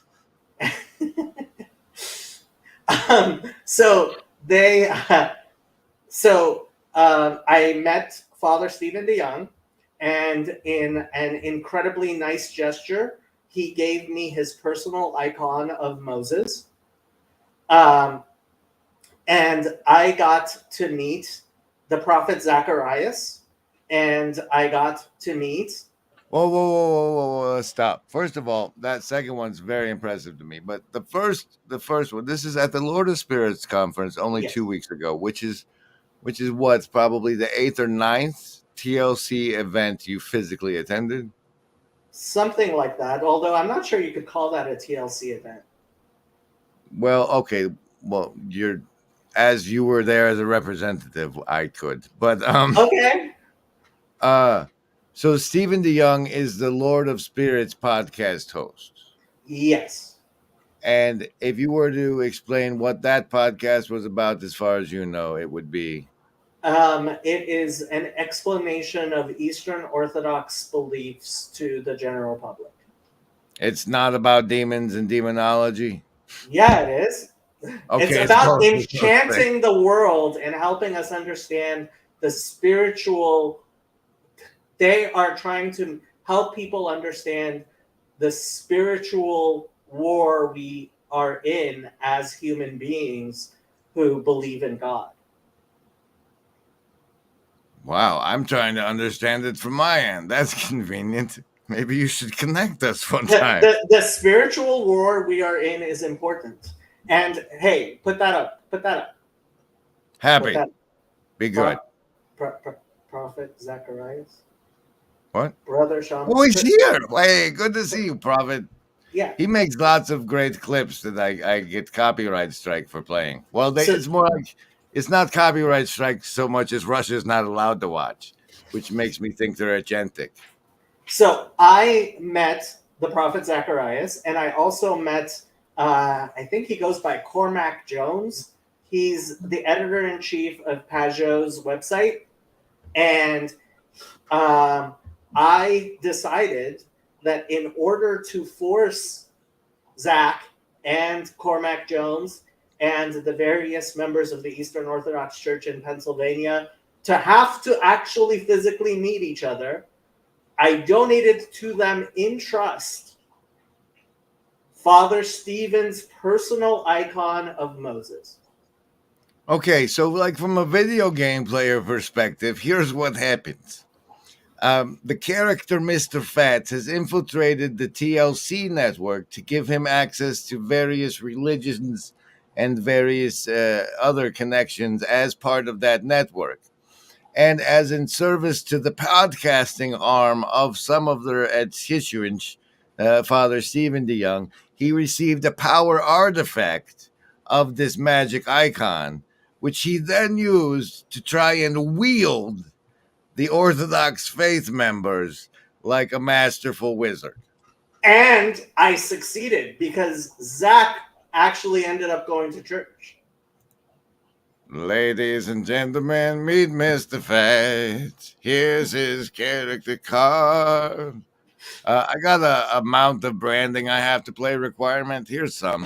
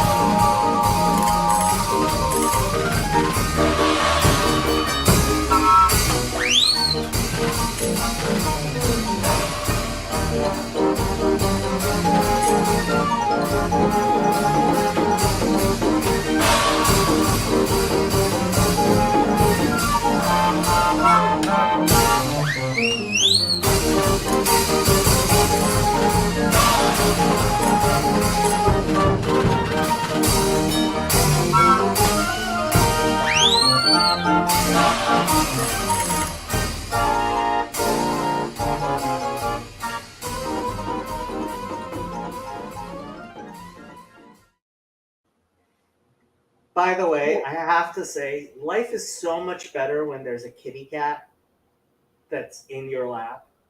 Like, come on. Have you ever can you seen the not be film The happy? Mummy? No. That is the best reason to own a cat. The purring is a side benefit. Yes, Lenny, this might be one of my last streams for a while. I'm apparently having to take a job and get that side of my life sorted. And after having been away for the Wisconsin Death Grift trip, it's a good time to take some time off, really. You know it's a good stream when Grims brings out his low-key Slavic accent. We need new character cards, Matt. I discussed earlier commissioning you to help draw some character cards for us. I was wanting to do more of a, he calls his area of the internet the slums. And I was hoping we could do some more integration with the way Pajot was dabbling into comics. But that's one of my failed projects.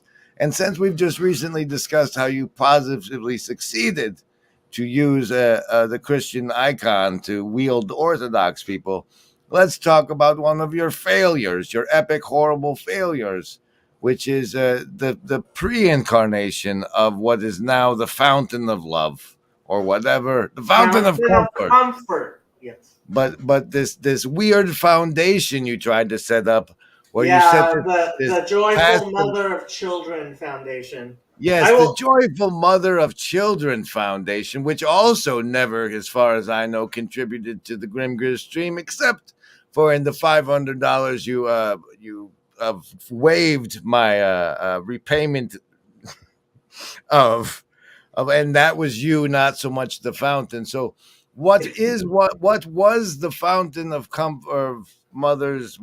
No, so these were just tell us the separate- whole story like we Okay. never heard of you. So I was trying to help create something that wasn't just a Jewish thing for this little corner, something that was bigger than me. And so I asked several people to help me find a Protestant pastor who could lead a foundation which could help make this happen. And making this happen again was collecting money from non-Jews that would help fund what? Not necessarily just non-Jews, but from people in this little corner to help make this little corner to pool resources for this little corner to do things. Okay. So where was the flaw? What was the problem being addressed by the existence of this foundation? Was it like, oh, look, there's a bunch of people here we could get some money out of, or there was some method that, like, the way they're getting money through the YouTube memberships is not okay. What was the problem the foundation was meant to solve? There still is no traffic signals in the middle of this swirl. For example, do you remember my Post-Platonic podcast? Did you like that? I liked the concept. It was really weirdly nerve-wracking to try and record it. Oh, did you actually end up recording one? I got 3 sections of on a hard drive somewhere. I think it's on the laptop that's currently in Vegas. I actually kind of hope that somebody does pick that up, because I think it was a pretty good idea, but I put in as much effort as I could.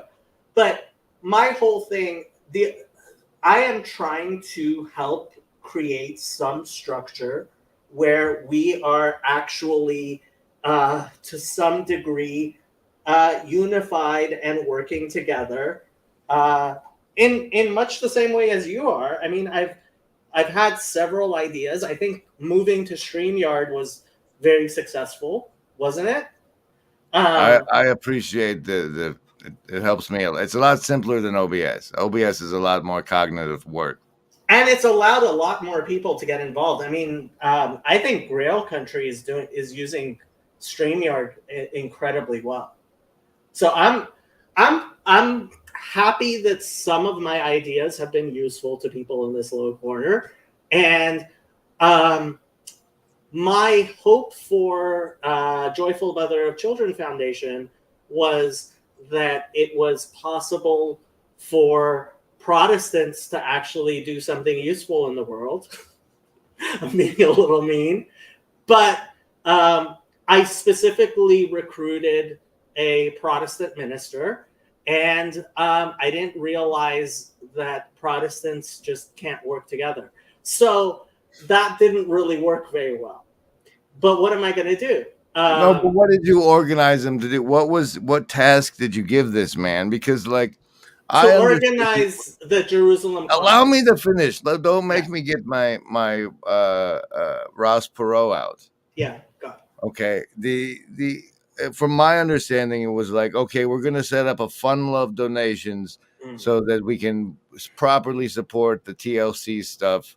And what I don't know, because nobody has set up a funnel yet. Yeah. And then this manifests by the man starting a live streaming competition with me. I don't think he started a live streaming. It was in my slot, man. It was my time slot, bro. You don't communicate. And how is that leading your foundation anyway? What was even going on there? It made no sense. The hope for Randos was that the Randos United channel, which wasn't my channel, Jeff P owns and runs that channel. First of all, that was something that I did not like. Was like you came out with the Randos United channel that was not the Randos United. I didn't. That was Jeff. It came into existence that there was 2 different ones. Which one is which? Could you straighten that out for me? Jeff. So when Jeff, the original is Jeff P's 2. He's got them both. Both of them, yeah. Okay, All of so it is both Jeff. him at least. All right, that's relief to me. So Yeah. Jeff, when he got he came on my StreamYard, he set up the second channel. And now it's back to the first channel. I'm not sure. But Jeff is the guy who was running it. And so my hope was to have somebody, hopefully a CRC pastor, that people could feel comfortable to kind of hold the keys to these types of things, but that didn't work out. Do you want any juicy details of it not working out? What details are there? I kept on prodding him, but it didn't happen, and I finally gave up and said, I'm going to create my own thing, which I did with Fountain of Comfort. Fountain of Comfort is my thing. And how is it different other than your direct control and possession? Like, what is its function versus the function that you were trying to perform?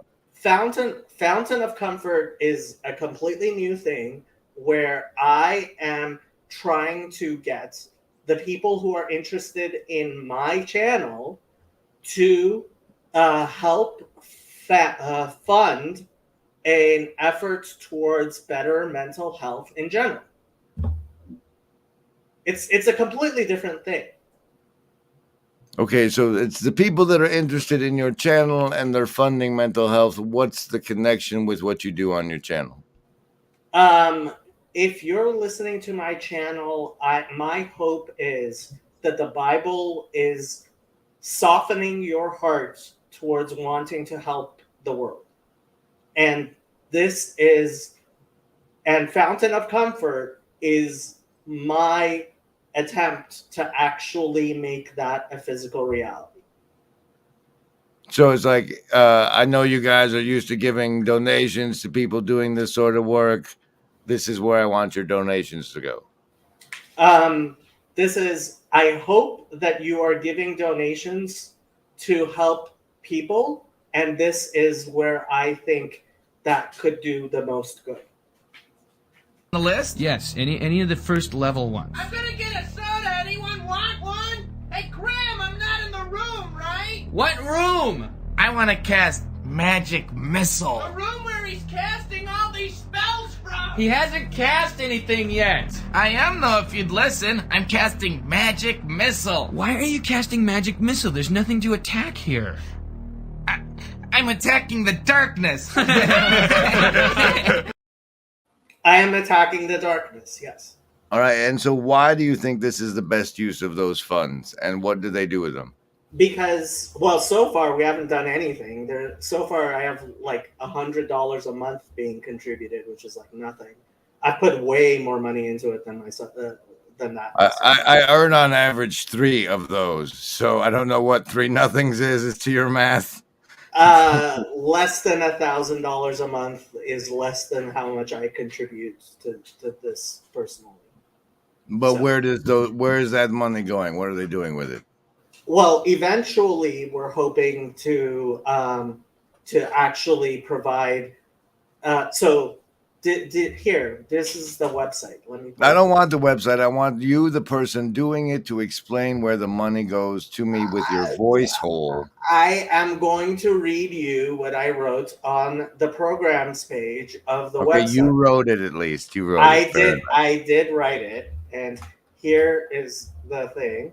And so, 1, professional development. There is a growing gap between competence in mental health and professional credentialing. Fountain of Comfort aims to help align professional competence with professional credentials. We aim to provide... Stop. You've stolen my lobster monkey program.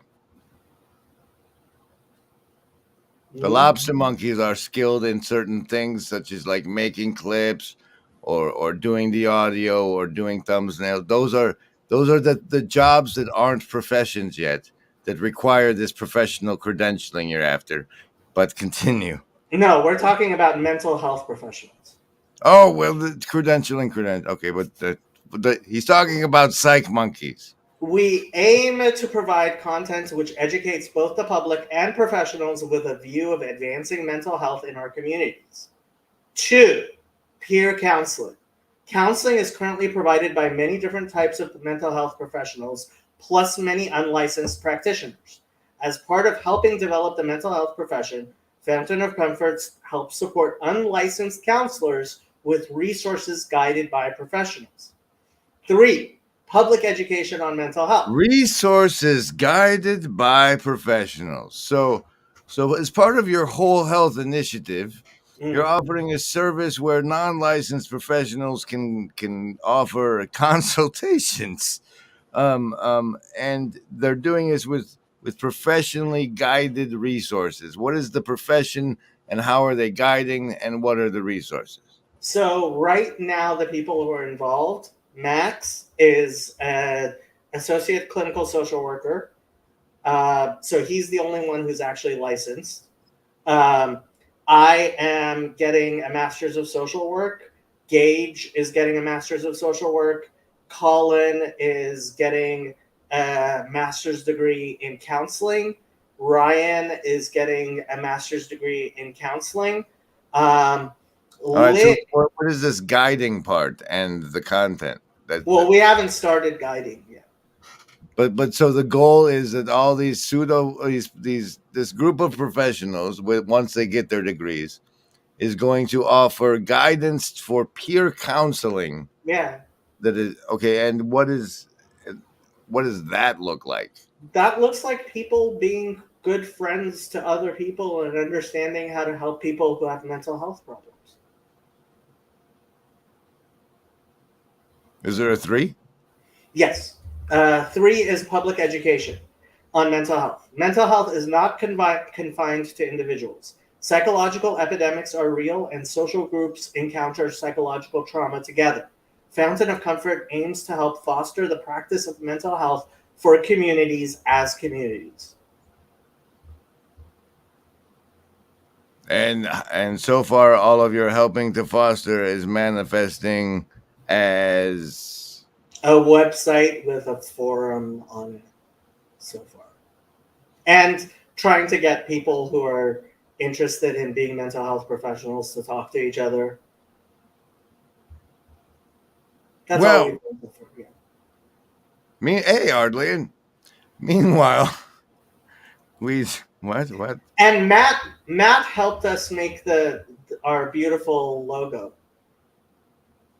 Yes, it seems that he said, yes, you told me almost nothing, and it was enough for him to help. There's no downside.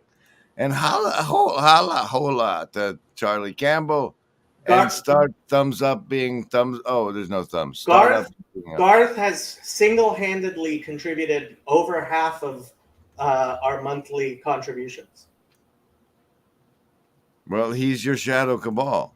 I have my own. This is also Garth needs to ask. Special thanks to the shadow cabal. So say we all.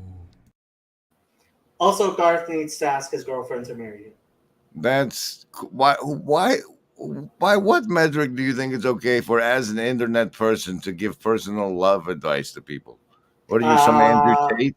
We're not able enough. There's something you can do that you are regarding as trivial, that you could do, that you would do, that would result in an actual improvement, but it's not a big enough improvement for you, so you won't lower yourself enough to take the opportunity.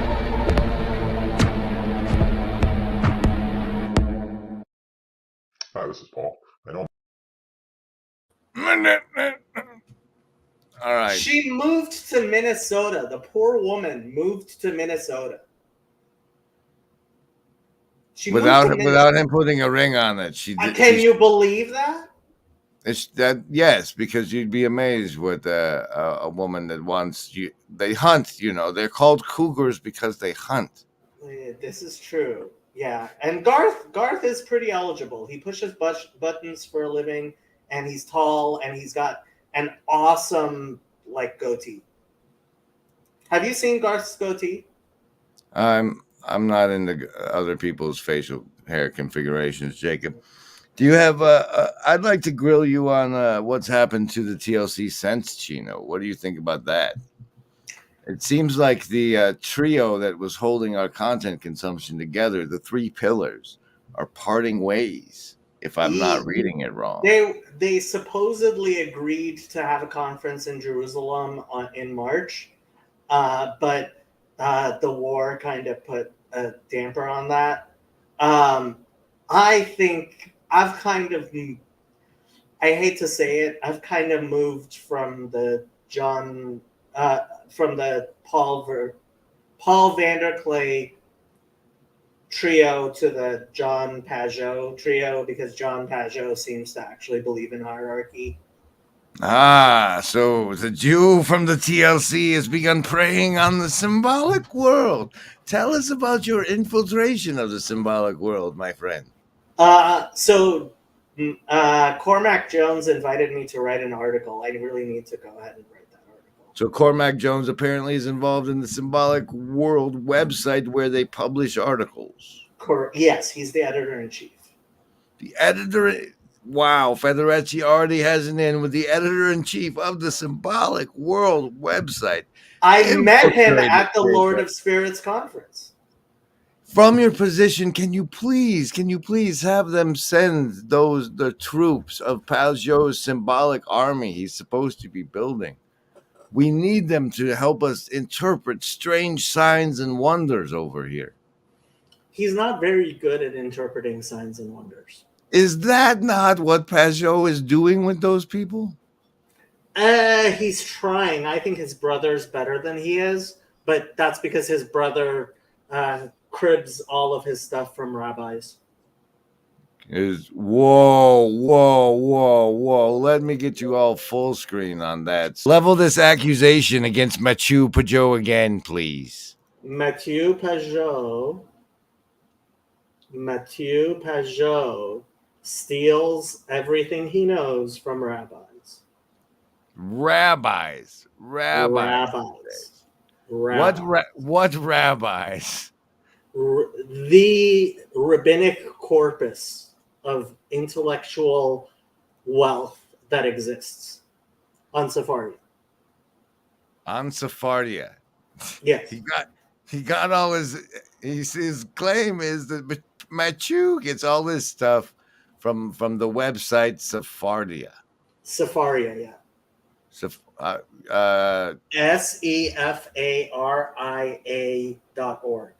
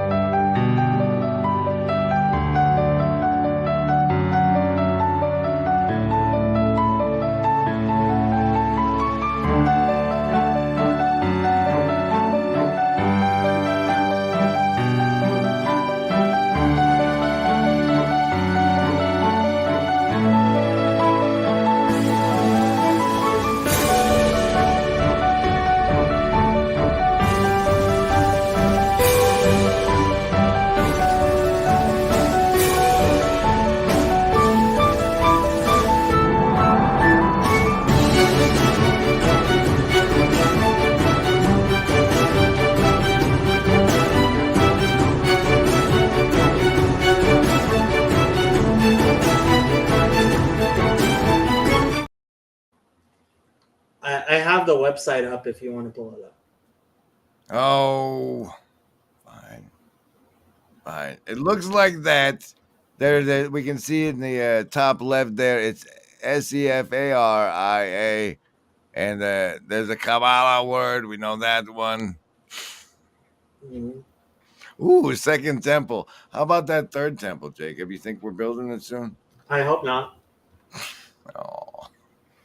I think the extraterrestrials are going to land with a what's the new? They don't use UFO anymore. They have a new word for UFO. WAP. UAPs. WAP. Yeah. So a UAP is going to land that's going to look like Ezekiel's temple. Like Ezekiel's temple? Mm-hmm. You think it's a big one? They've been building in the cloud cities, maybe? It is a temple not built by hands. Mm. That's exciting, man. Like, if you're going to pick a time to exist in human history, how about then, right? Yeah. What do you think of the logo of Fountain of Comfort? I really like it. Put it on your thing and we'll add it to the screen. Let me see if there's a good one. Oh, I just removed it. Add it to stage. Put it up here. Where is it? I see it in the top left there. Yeah, there it is. Here. Well, this is, I mean, yeah. There's Yosef. Wow, you're getting Yosef's money? Man, I've always wanted Yosef's money. Yosef hasn't given money yet. Tim but has he still given gets money. on top Trey of it. has given money. Jules hasn't given money, and Gage hasn't given money. So some of them are just receivers and some are takers. I see how it is. No, these people are on the board of directors, so they can't receive any of the money. It's against the rules. If you guys put the bag full of gifts, Trey, I can distribute them. I love this picture, I have to say. Fine. I'll put it. You back remember on. you were there. I think you're in this picture, actually. Oh, let me make it big on my screen. I think you may be in the background in this picture. That's Trey over there. That's me. I forget who was holding the talit that I was making, but you remember this. This was at the campground. Yes, the campground was the best moment of Chino altogether, and you even came to get some of it. Hey, I paid for it. That's true. You got your value, sir. Apartment for a young man and stuff. Okay. But so what do you think of that? What do you think of the three guys going their own way? What remains? Is it like the estuary? I don't think they're going their own way. I think I think Ark is probably going to take over. What do you know it to be? What's it? Ark. Ark is an attempt to replace the World Economic Forum with something sensible. And the World Economic Forum is this group that pays rich or gets rich people to pay a bunch to come to talks. Well, okay, so rich people recognize the importance of talking to other rich people. And we want them to do it at ARC instead of the WEF. The WEF. Well, the forum in which the medium is the message. The forum in which you have your discussions influences your discussions. So WEF, like Klaus Schwab is a clown, and so we need somebody who's not a clown, like Jordan Peterson, to be the person who's convening these things, as opposed to a clown like Klaus Schwab. What about this bit, as highlighted by our good friend Jumir? What? There. What? This. What? Say to our friends in the we are in the fight of our lives. There is more to life than clicks and downloads. And to my colleagues in new media especially, I say this. The legacy media is dying for a reason. They cannot be saved. They cannot be reformed. Let's stop complaining about them and start building the media empires of the future ourselves. We have everything we need. We've even got rich friends now.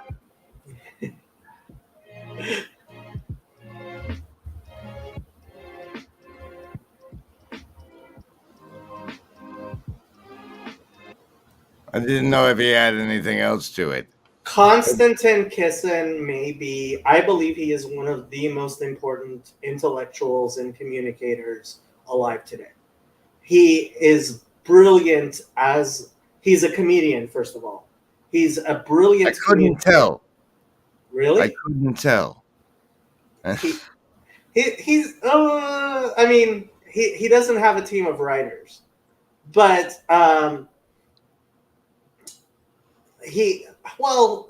Yosef is kind of correct, but that's for the same reason Rafe Kelly was.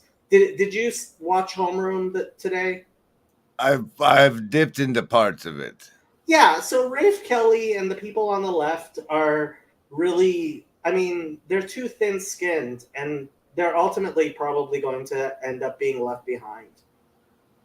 Left behind where? Do you think they're not going to be living in the cities anymore? No, left behind as in not. So I think some people in this little corner are paddling to catch the wave. What's and the some, wave, Jacob? The wave is the current that is going to be lifting society over the next 100 years. The current that's going, the AI current that's going to be lifting society? AI is not that powerful. What's the current? What's the lifting tide there, Jacob? Is it what spews forth from the fountain of comfort? In a sense, it's the spirit of the age. The spirit of the age to come is now the spirit of the age? The spirit of the age to come is always the spirit of the age. Man, whenever I want to talk to a Jew, I really wish it was Joseph instead of you. Hey, Joseph, jump on. Yeah, the link's at the top. Can we swap them out? Joseph's a lot smarter and kinder and nicer than I am. Yes, he embodies the Jewish faith much more than you, though your advocacy is so terribly passionate. Wow, Rabbi Mullet is here. Oh boy. Oh boy. Let me get myself into real trouble then, shall we? Let's go into what my favorite thing I ever heard you say involved. Don't think for yourself? No. My favorite one. The one that, like, I think if the Christians really knew you thought, they might not give you as much attention or might make it more hostile attention. This two branches theory, you recall. Two branches theory. Islam and Christianity are the two branches? No. There's like two prophets where you claim that Jesus is the first of the two. Jesus and Muhammad. The second one you have is Muhammad? Yeah. That part I did not. I thought that was still the one that was still coming. That's hilarious. Does Grizz stand for Wait, what I miss? The Grizz is a great rabbi, the Brisker Rav, Rabbi Yitzchak Zev Soloveitchik, was known as the Grizz. Have I been reincarnated? I hate to say it, Grim, but like the Grizz was one of the greatest rabbinic minds in history. You're not quite at that level. The only thing that just separates me between like being but there's the difference between me and being one of the greatest rabbinic minds in history is just the amount of Torah studied. Right. He knew the entirety of the Talmud by like that. That's excellent. Both Talmuds, actually, yeah. Oh, that's hilarious. So Rabbi Mullet saw I named the stream Grizz, and he thought I was talking about the Brisker Rav. Well, how much is that guy like Rasputin? Because there's supposed to be some overlap there. Yeah. So let me tell you about the Brisker Rav. The Brisker Rav on the Day of Atonement would spend all of his time saying psalms as opposed to studying any other part of Torah, because he was afraid that he would miss a moment because he needed to go look something up. But because he was reciting psalms the entirety of the day, he would not stop even for a second on the Day of Atonement. He spent the entire Day of Atonement reciting the Book of Psalms every year. That makes me think of me reciting this all day. What? The list? Yes. Any of the first. Son of a. We all know that there is no agency any living gent can see doing what is right for me. Is lifting up my bro so he can grow some eyes to see that doing what is right for me increases all our agency. The Brisker rub was, yeah, he was a giant. He was a giant in Torah. It sounds like you guys have saints that don't get a convenient saints label or get persecuted. I would call him a saint. Actually, I mean, the Brisker, was he persecuted? Yeah, life was not easy when he was living in he lived in Poland. Yeah. Yeah. And he was actually known for being kind of a grim person. He was kind of grim. Yeah. But you guys aren't officially into reincarnation? Yeah, we believe in reincarnation. What? Ladies and gentlemen, we got this guy saying that the Jewish people believe in reincarnation live on this Unspeakable, Unbearable stream with this ridiculous thumbnail, which is what the AI spit out when I said that the overexposed negative image of the Shroud of Turin. And that was the result. I think it's haunting. I think you need a kitty cat in your lap. My lap is currently unavailable. What can I say? Shadow is having fun on this stream. It's a good stream for it. So when is this fountain going to donate to my channel? To your channel? You know the work I do here and how important it is. Your work is important. I would love to help train peer counselors for your channel. For my channel? Yes, I think there's a lot of people who could use peer counseling who are involved in your community. How dare you, sir? I think there's a lot of retards in your community as well. I didn't say retards. Well, I just mean mentally ill people. I mean those who have spiritual or personal maturation, growth retardation. As opposed to who? As opposed to who in the world? Exactly. We don't have enough embodied. Everybody is imperfect. Everybody. Even the Yanuka is imperfect. Even the Yanuka. So who's your latest Messiah candidate? You guys are still waiting for one of those, right? Is that's Rabbi Shlomo Yehuda Be'eri. He is whoa. Stop right there. What? You're seriously, like, not only did I learn that Jews believe in reincarnation tonight, now you're also telling me that your hot runner for Messiah that you guys have been waiting for 6,000 or so years to return, his name is Shlomo? Yes.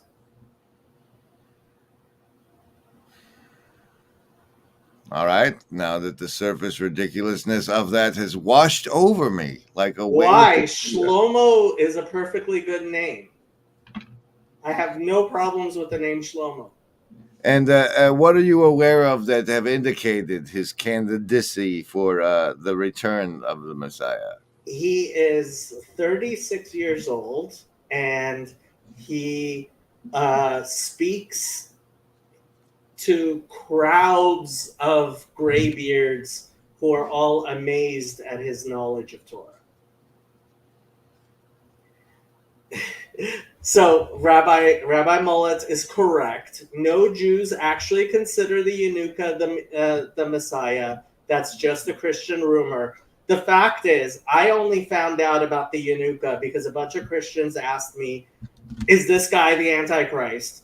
And I usually, I take a look and I'm like, you guys pick all the worst candidates. And then I look at this guy and I'm like, hey, he might just be. It was great. All right. Raquel needs a savings throw. And that, ladies and gentlemen, by the way, next casino card of the show is the Ace of Clubs. The fourth tier of channel membership is the superpower of calling for a savings throw anytime you need it. If you're that level of member, I don't know if Raquel is, but since she makes excellent branding for the show, we'll give it that level of authority and do an extra bonus savings throws for tonight. Survival. I pick heart. Social, wisdom, or heart. Choose. Last time I got a 1. Wow. Survivalists with a 2. A 2 for this portion. Socialists. Deuces as well. Focus. And the lovers of wisdom. Nat 1. Bonuses do not apply. Hard folks coming in much better this time. That's the number 9. Focus. And also scoring a number 9 are the Indigo kids on the Indigo die. Okay. There's your bonus. Chezzy, jump on the stream. Chezzy should jump on the stream. Yes, you are welcome to join us in the hot seat tonight. It's apparently I decided I'm not going to stream for a while, and something in that makes me keep streaming for an epic amount of time. Here's some enjoyable branding while I go refill my coffee cup. That one's not long enough. Here's PVK in the sky. You said Hezzy's here. The latest one has him in it. Like love is worth saving. I don't know love. Now encompasses everything. Does it not? It's all there is. It's all there is. You choose survival, social, wisdom, or heart.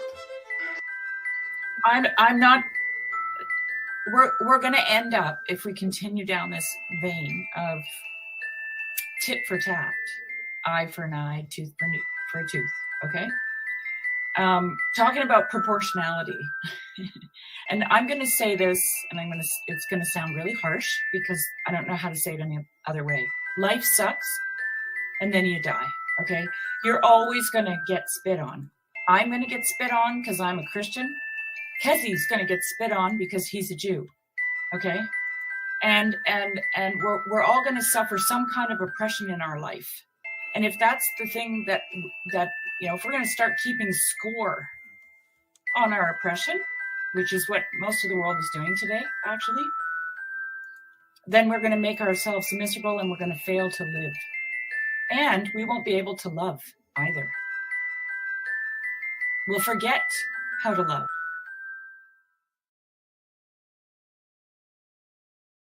Yeah, it's early in the morning and Chezzy has to take care of his kids. That's good. I'm glad. It always concerns me, actually, when I get too much attention from people with that have families.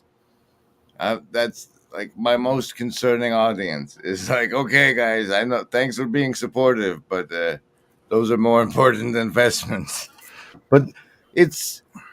Did you actually see my stream? Which you were streaming over?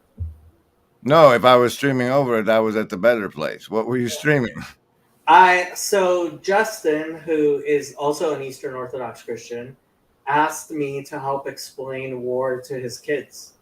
And that's what I was streaming, was explaining war to his kids. And you seem what is it? Pleased with yourself? I think I did an okay job, I hope. Yeah. I think kids need to understand the world they live in. And I think it's very difficult to explain things to kids. See, I don't. I think that our chief goal is to protect the children from the world that they live in until about 14 and then indoctrinate them into manhood, because I think the power of the imagination of the children is worth protecting. you should not destroy anyone's imagination as an adult or as a child. Imagination is important. At the same time, our imagination has to be guided by reality. Right, but the extent of the reality, I think, can remain local. Like we don't need. I think we need to protect them from the global plans for the children, actually, and that thinking globally is something that is for adults to do, and not part of childhood. But as neither of us raised them, it's none of our business. Well, I mean, I think it is. But I have to disagree with Chazi and Rabbi Mullet. I am certainly looking for the Yanuka to possibly become the Messiah. I would be happy if any great rabbi became the Messiah. Hell, I would be happy if some dinky rabbi became the Messiah. I just want the Messiah. I disagree. I don't think that you'll ever be happy. I think being unhappy is too part of your intimate character. But it's nice to dream. Yeah. This is unfortunately true. Am I always unhappy, Shadow? Shadow thinks I'm happy sometimes. Oh, there's somebody who needs to click the link. Hey there, CW. Welcome. Welcome. CW stands for coward. The accusations fly. He's out of touch, it's been claimed. Is it Thursday in Australia yet? No. No, not even in Australia. Well, do we have any loaded? No, because you delete them so you don't run them 8 times. Son of a...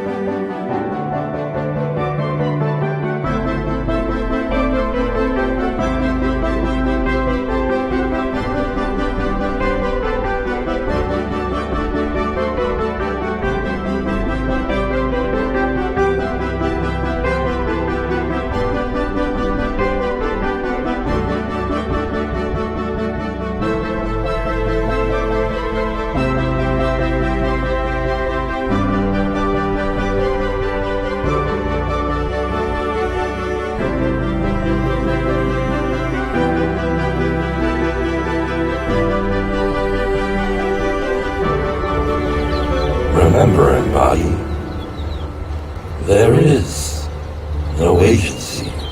We want what's best for you. All right, first of all, we got the rabbi saying that normative Jews don't do that, which introduces a brand new category of Jewishness to us. Thank you, Rabbi Raphael Molot. There's a thing called normative Jews, ladies and gentlemen.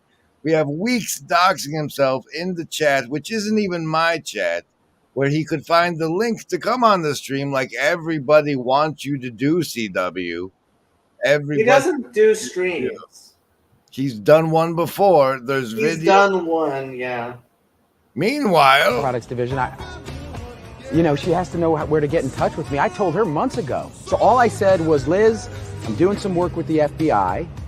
I might be out of touch for a while.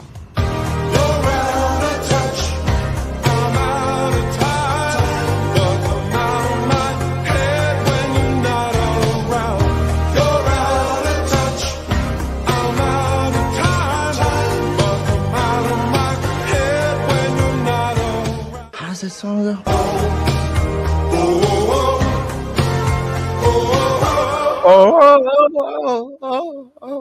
Oh, now see, the prophet Zacharias was the kind enough to bring those into the Broken Clock Tower Discord for me. I don't know whether or not he made them or just pulled them off of 4chan. Yeah, I think beautiful he and off epic, and we appreciate the gift of them. No. Remember, no.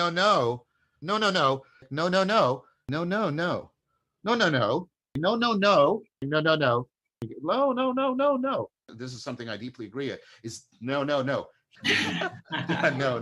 The bees are doing this, and the squirrels are doing this, and the squirrels don't get together and sort of have a meeting, and say, well, it's who's been like leaving little scratch marks on the roots to let us know exactly how many days that are. The squirrels aren't doing that. There's no, Department of Centralized Squirrel Intelligence that is sort of monitoring all of this.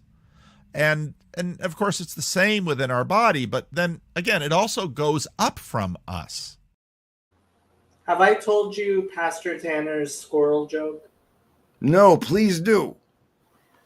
So a pastor is teaching Sunday school, and he asks the Sunday school class, what has 4 legs, lives in a tree, and stores nuts for the winter? And nobody answers. So he asks Timmy, what has 4 legs, lives in a tree, and stores nuts for the winter? And Timmy says, well, it sounds like a squirrel, but I'll say Jesus. That's the end of the joke, isn't it?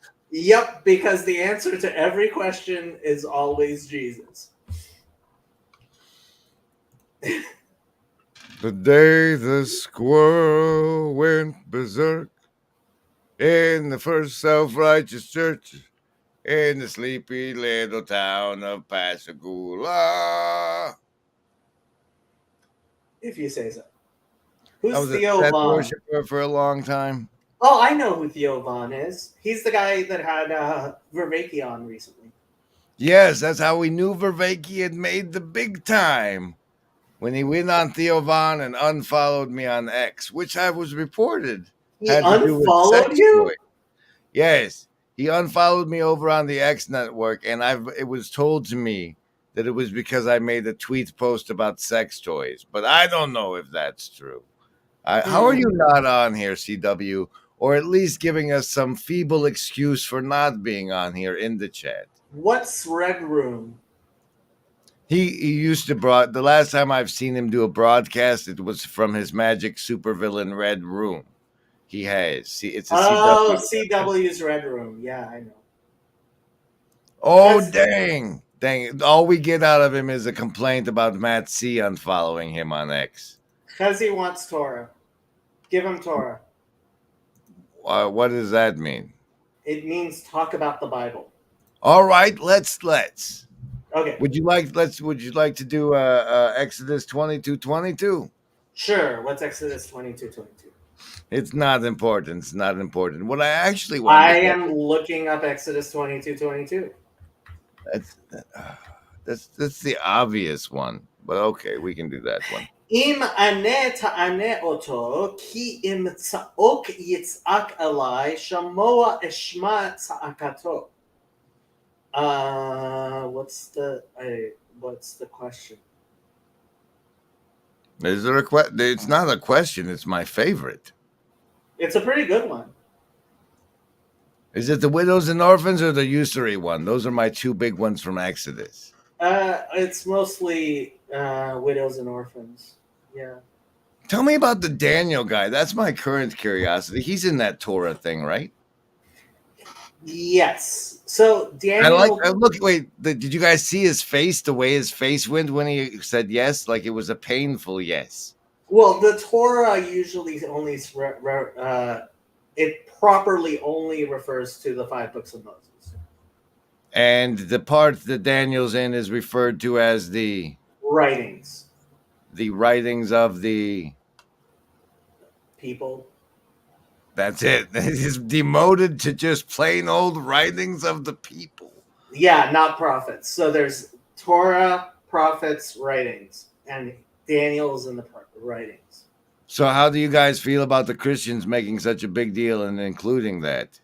Or are they all in there anyway, and it's fine? So the Protestants chose to use the Jewish Bible as their Old Testament, which I think is right. I just don't understand how a Christian defends choosing a Bible that rabbis 100 years after Jesus decided was the canon as their canon. Like, On what basis did they decide that? It just Okay, makes so there zero. was a Jewish Council of Nicaea 100 years after something. There wasn't an actual council, but the rabbis of the Mishnah decided what the Jewish corpus is about 100 years after Jesus, at least 100 years after. Do you think it was in response to the existence of the Christians that particular thing was canonized as canon? I don't think so, although there might have been some choices made. I don't know. I don't think it would be strange to say that. All right, we have from the Hive Mind Ups doing a quote of it saying, "Do not take advantage of the widow or the follower." So That's I guess actually 22:21, not 22:22, at least in Jewish Bibles. All right, so in 22:22, what is the translation you'd give us? Well, you can pull it up. I have it on the thing. Oh, let us see together. Thou shalt not afflict. Not afflict is the translation, your Sefaria. That's 21, yes. You shall not ta'anu. Now see, Ta'anun. Yeah. why Amin. 22:22 is my personal favorite is because of the way this English translation says, "I will surely hear their cry." Shamoa eshma sa'akato. Their cry, it's actually his cry, but okay.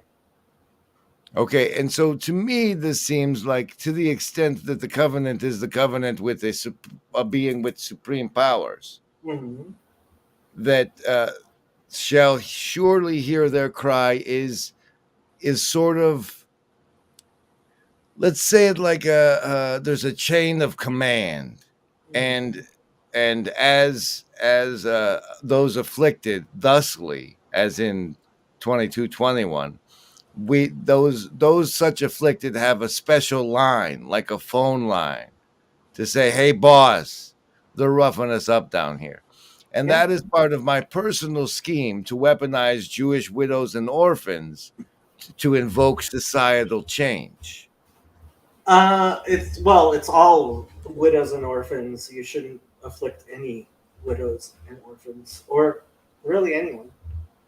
No, but I'm saying, like, let's establish a special prayer group that consists of widows and orphans that have been such afflicted, and use the power of that covenant made in Exodus 22:22 to get a direct line to have some problems addressed.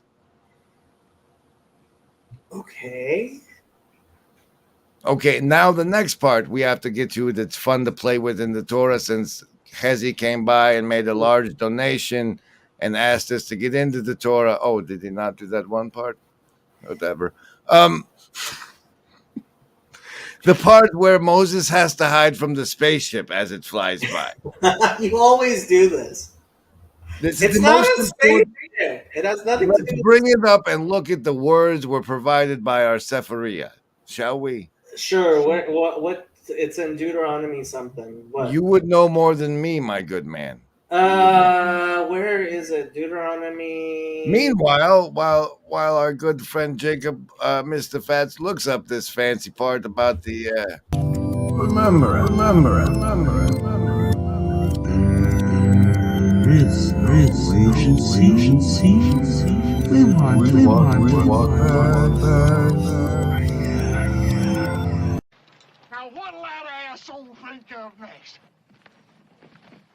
Is anybody got a dime? And here's that guy CW that won't join us. Ducks eat bread. They do. They like it. That's all we have of him, is that they like it.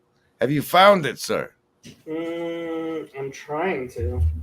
Let's see if the hive mind knows better than you where in Exodus the spaceship is. Emily says, it sounds like Grim wants God anger to be kindled. Careful what you... We're trying to figure out wrath, as it were. So that might be convenient. Thanks for the dime, Raquel. We appreciate it. Prophet Zach dropping in a chicken. Normative Christians Read the Bible in original language, English, says Matt C. Have you found it yet, sir? Yes. Great. We'll hear it right after this.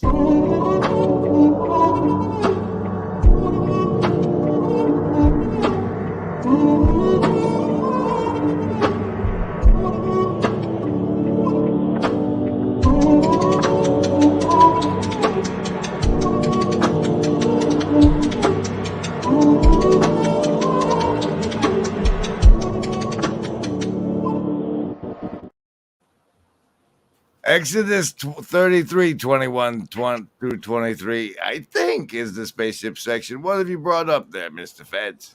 33:18. 18. Let's read it together. Where is 18? Right there. Oh. Show me thy glory. You got to do it in your thing when I do the in there. Vayomer har'eni na et kevodecha. And he said, I will make all my goodness pass before thee, and I will proclaim the name of the Lord before thee, and will be gracious to whom I will be gracious, and show my mercy upon whom I will show my mercy. Vayomer ani avir kol tuvi al panecha v'karati b'shem Hashem lefanecha v'chanoti et asher achon v'richamti et asher arachem. I have two feelings about that. First, man, I like that guy. Second, I can see the guy in Stargate saying that. That androgynous little kid they made say that. Anyway, but that's not where the glory actually flies by. Is it? Where's him hiding in the rock? Oh, wait, keep going. Here. Yeah. Keep going. Where are we at? 20. And he said, thou canst not see my face, for no man shall see me and live. Vayomer lo tuchal lirot et panai ki lo yir'ani ha'adam v'chai. And the Lord said, behold, there is a place by me, and thou shalt stand upon the rock, and it shall come to pass while my glory passes by, that I will put thee in the cleft of the rock, and will cover thee with my hand as I pass by. Vayomer Hashem hine makom iti v'nitzavta al hatzor v'haya ba'avur kevodi v'samticha b'nikrat hatzor v'sakoti chapi alecha ad ovri. What? That's where it happened, or should we keep going? It's the next verse. Oh! Then I thought I just did that part. Is it one of those they 23. say it again? You didn't say 23. And I will take away my hand, and thou shalt see my back, but my face shall not be seen. V'hasiroti et kapi v'ra'ita et achorai ufanai lo yirau. We can only see God from after he passes by, because we cannot have free will and know what is going on at the time. It is only in retrospect. All right, wait. You're doing commentary. Understand? Stop it. You're doing commentary already. Corey says my favorite part coming up. Don't stop. So let's do one more for good measure. Okay. But that's a whole other thing.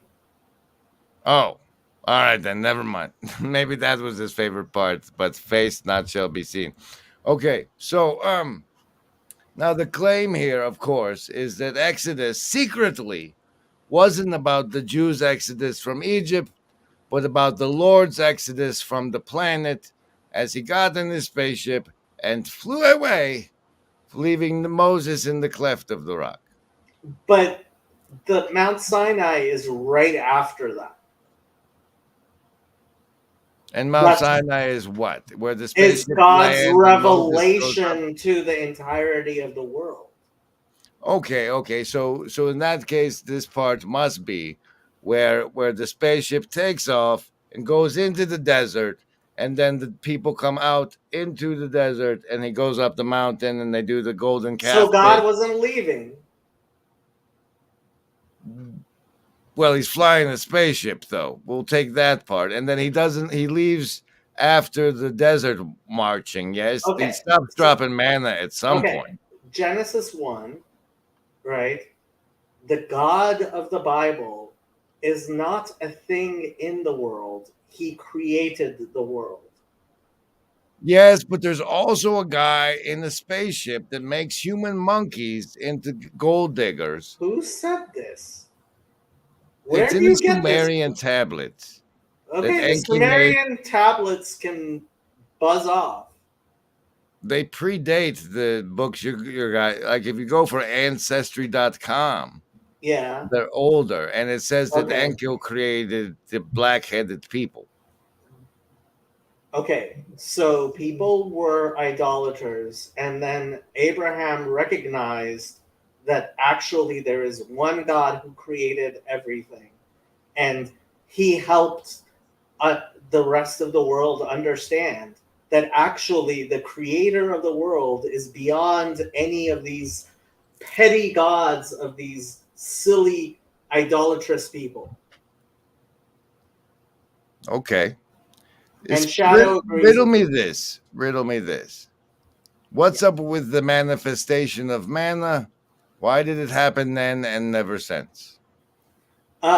So during the Exodus,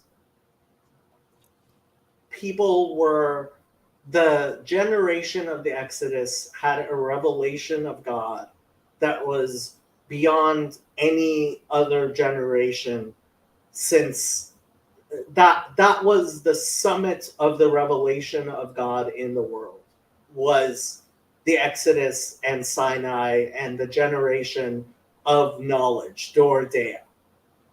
So that generation was so spiritual that as opposed to eating food that came from the land, they ate spiritual food which came from the sky. Or the pillar of fire and the pillar of smoke was a spaceship that dropped off mana for them to collect so they didn't die during their time in the desert. No, they were the generation of the Exodus was the culmination of heaven and earth coming together. And therefore, Whoa, I thought the culmination of heaven and earth coming together was the crucifixion of the Christ. That's because you were a Christian and you're wrong. Exodus was as best as it ever got. Yep. Wow, that's a big claim. But let me make sure I have my heresy timeline right. So apparently Deuteronomy and the spaceship taking off from wherever it was in Deuteronomy, and then the peoples come out of Egypt into the Exodus in the desert. Well, actually, I mean, we were reading from Exodus 33, not Deuteronomy. Okay. So the spaceship flies by after. Actually, all of the golden before. Calf stuff. Well, I mean, I'm not very good at this the timeline. golden calf part and the tablet part. I You said the believe tablet came after the flyby. I believe so. That's the next section seemed to be the tablet. Chapter 34 is God says, make 2 tablets of stone. Okay. Oh, no, hold on. So actually it appears this was between the first and the second tablets. Wow, I thought they both came at the same time to Charlton Heston, man. My there was the first spiritual book tablets. history is way off. There's the first tablets with which Moses broke, and then there was the second tablet. Chazi, right. Do you have the timeline correct? When did this happen? I'm not very good at Let me just get the big highlights part first. Yeah. We have that right? Okay. There's the part where the people leave Egypt into the desert. Correct. We have this part where the spaceship flies by, and then we have the golden calf incident. No, we have the golden calf incident, and then we have the spaceship flying by. Okay, but the people came into the desert before this or after this? People go into the desert. They get the first tablets. Then is the golden calf. Well, that's the first tablets. Moses comes down with the first tablets and sees the golden calf, and he breaks the tablets. And then the spaceship happens, and then he goes and gets the second tablets. If I have my timeline correct, which I might not. So that's the mountain he ascends and gets the second tablets, and then there's the marching and the manna. Yes. All right. I'm getting things straight. I hope you guys are too. I think so. I hope so. You're asking the wrong person. Chezi and Yosef know this stuff much better than I do. You're the one that came in the hot, came up into the hot seat on the stream. This means that the individual's psyche is far from being safely synthesized. On the contrary, it threatens to fragment only too easily under the onslaught of unchecked emotions. While this situation is familiar to us from the studies of anthropologists, it is not so irrelevant to our own advanced civilization as it might seem. We too can become dissociated and lose our identity. We can be possessed and altered by moods or become unreasonable and unable to recall important facts about ourselves or others, so that people ask, "What the devil has gotten into you?" We talk about being able to control ourselves, but self-control is a rare and remarkable virtue.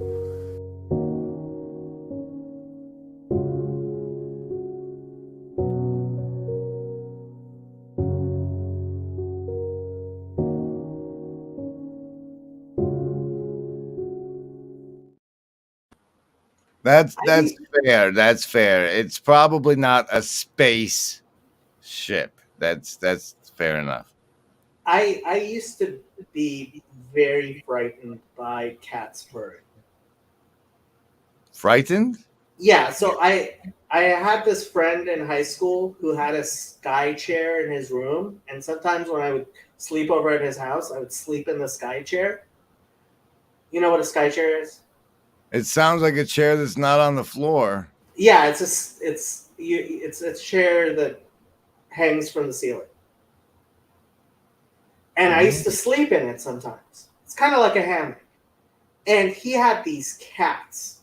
And the cat, like, I would wake up in the middle of the night and the cat would be circling, purring underneath me. And it was the scariest thing in the world. It's like, that cat is, like, planning on murdering me.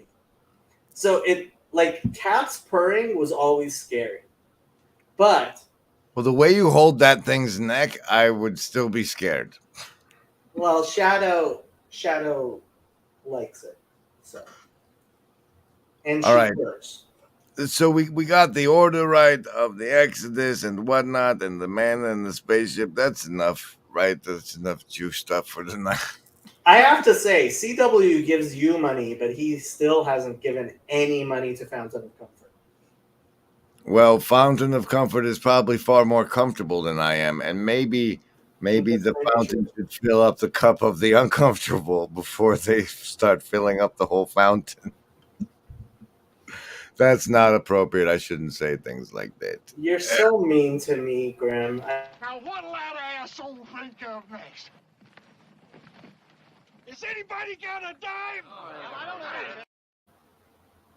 I don't want to be done yet. Nobody else is joining yet. We got to go to a new topic, though. This is What's too the much. new topic? I don't know. I need your help getting there. How's Sylvia? She's a happy, warm cat. She likes the way it's the best thing about Sylvia is that when she lays down to sleep with you, she plops down like puts her face here, and her heart is through her back, right where yours is. And Oh, that's so cute. Yeah. Yeah, I like it when Shadow comes and sleeps on top of me. What's the next event that would qualify as one TLC people might also attend that you plan on attending? I have these internships going for the next 6 months, and so I can't really travel. You have apprentices, essentially? What do you mean? Oh, apprenticeships. Yeah. I'm working right now. I'm working at a domestic violence shelter, and then I'm going to be doing at a homeless shelter. I'm going to be doing counseling. So That's fascinating. The earning of the degree, you being the underling, down in the fields on the material plane, where the casualties of the information war are gathering. What do you think about eunuch rights? eunuch rights? Yes, the rights of eunuchs as a demographic group of oppressed peoples. I think castrating little children is evil. Right, and we're going to have a whole bunch of eunuchs that have figured out that way too late. Well, and I think if we start pushing for their rights now, I am actually pretty hopeful that the numbers of trans kids is actually still tends to be very small. And they tend to be the children of parents who are exceptionally stupid. Are you saying it's a Darwinian warpath? Well, I said to Zach, while I would certainly, I certainly feel for the children whose parents take them to drag queen story hour. I don't necessarily feel that bad for the parents who are not going to have grandkids because they took their children to drag queen story hour. Well, because those people shouldn't have grandkids. The level I like to address the issue is that the thing they call Lupron is a buzzsaw buzzword, which really means prostate cancer treatment. What's Lupron? It's what the chemical. Some people refer to it as chemical castration, but it's also a hormone suppressant, apparently, and a vital part of affirming care, which is terribly important to everybody. And but as a transcriptionist, I was familiar with it as what they use to treat prostate cancer. And so to hear it's what they're using on children is quite disturbing. Again, from the statistics that I've seen, we're actually talking about a pretty small number of children being put on puberty blockers and very, very small number of children having surgery or anything like that. Where are you getting those numbers? Why can we trust your numbers? They're the only numbers I've been able to find by Googling, and I might be wrong. I have no idea, but yeah, I have not. Well, we certainly don't want to think for ourselves on this issue, Jacob. Well, I mean, I don't want to make up numbers. The only way to get numbers is by Googling. Meanwhile, yes.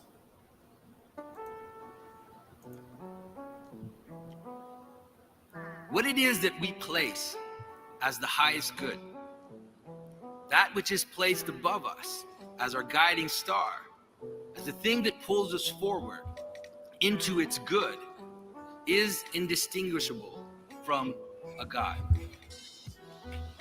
Just like a God, that supreme value will drive us towards it, will subjugate all things to it, and the type of attention it will receive will be indistinguishable from worship. And if what we put at the top there is not in fact the supreme good, then it will twist reality, it will twist the facts, and it will twist the data into its service. And if we can't see that, if we can't understand that, We will never understand what happened to us during COVID. We will never understand that it was the worship of safety and control that made it impossible to weigh it against other goods. To even posit other goods made you not only wrong, but a heretic that had to be banished and run out of the common space. And so we sacrificed, we subjugated all other goods, the education and mental health of our children, the communion with our families, our religious participations, and so many aspects of life which provide meaning and purpose for nearly 2 years in some countries. And then the practical reasons became completely opaque, right? 2 weeks to flatten the curve, and then that no one should die, or maybe to keep the hospitals safe, then what? That no one should ever get the disease? That everybody had to be vaccinated with a vaccine that doesn't stop the spread of the disease? So what's the goal? What's the goal? It didn't matter. It no longer mattered what the little goals were anymore. Once the God has taken possession, all the facts, all the purposes, all the goods will simply serve that God. Now, safety is a good. Of course it is. Of course safety is a good. It is simply not the supreme good. And it just needs to not pretend to be. And that's all we need. Whatever it is you're chasing right now, it ain't it. Whatever it is you think is the most important, it's not. It's not the most important. The supreme good is not money. It's not energy. It's not freedom. It's not family. It's not knowledge. It's not safety. It's not diversity.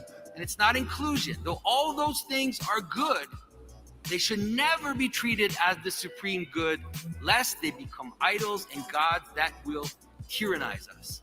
They have to be put in proper hierarchies, where the more encompassing goods, like the virtues, guide the lower goods, like the stuff, with none of the goods completely ruling the others, or else they might become, once again, vices that will overwhelm you.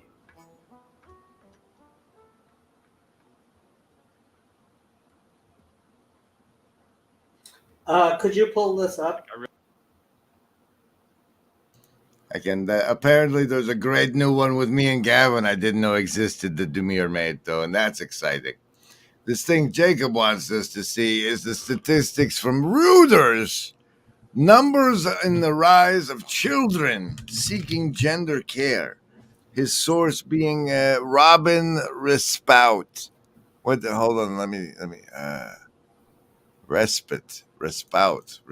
Robin Respout is writing about this. Go ahead, read some of it to us. So this is from October 6, 2022, and it's based on numbers from this organization called Komodo Health.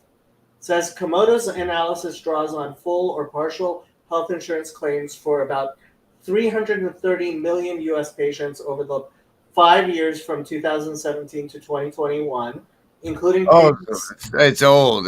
The effects that are current are 2 years old, and but the best we had 2 years ago. Go ahead. Okay. The data includes roughly 40 million patients annually, ages 6 through 17. So the numbers they have are new diagnoses of gender dysphoria. That doesn't bother me how many people were. I mean, there is a huge rise, but. Okay. Whoa. Let's stop right there with your statistics. 2 years ago, there was a huge rise in the gender dysphoria diagnosis. The treatment process trained to unicization is probably at least 6 months, except they're fast tracking it wherever they can. Here's a blue church card for the show, the 10 of clubs. So that uptick that you're not at all concerned about, Federecci, is now those undergoing treatment. No. But continue. Those are the people who have been diagnosed. The question becomes then, how many people are having actual treatment? Puberty blockers, thousands is, I mean, I don't like it, but it's only thousands. if it was your child, isn't one becoming made the eunuch? Okay, that one thing is It kind does of seem to be silly. that might be the case for our friend No. Elon, don't you think? The one, one is a tragedy. No, I'm sorry. A million is a million times a tragedy. Don't give me like this. Any life is no. That's exactly what. Play the Pajot clip again, right? That not a single person should die. It's silly safetyism. Yeah, I don't like the fact that thousands of kids were put on puberty blockers. That's not great. Hormone therapy, thousands, again, not great. Surgery, and this is thankfully only top surgery, but it is still top surgery. We're talking hundreds of kids. Is it bad? Yeah. You know why it's so bad? It's because if you don't properly nurse a child, it gets an oral fixation that ends up destroying. Yeah, I mean. All right. First of all, let's get into the fact that we're nearly 3.5 hours into a stream, and this topic is the topic for adults that should be discussed in an adult. And Weinstein is correct. Yes, I do do health insurance, and yes, I have helped several people who are trans get health insurance. Now, let's move on to not maiming children anymore. Any other topic, please? That'd be great. What about your good friend Peter Thiel becoming outed as an FBI informant? My good friend? Yes, and you know what? I will give you a few moments to gather your thoughts on that. Special thanks to the Shadow Cabal. So say we all. Like love. Love is worth saving. I don't know love. Now encompasses everything.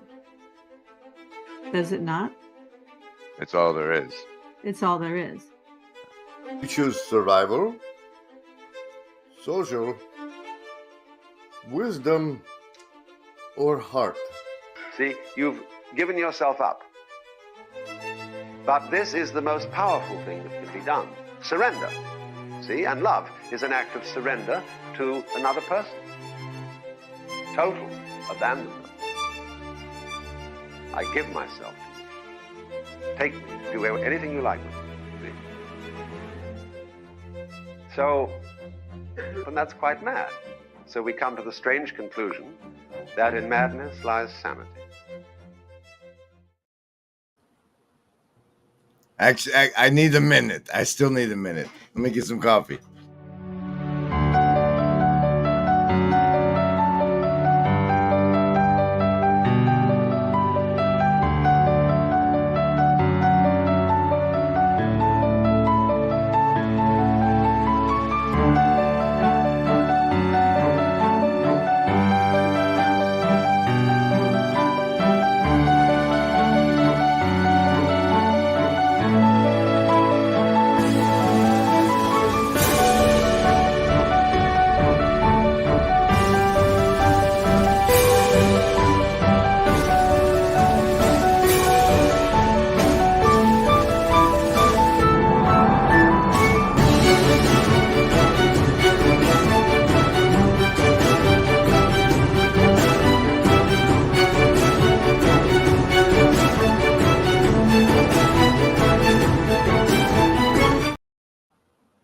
I apparently didn't make a putt.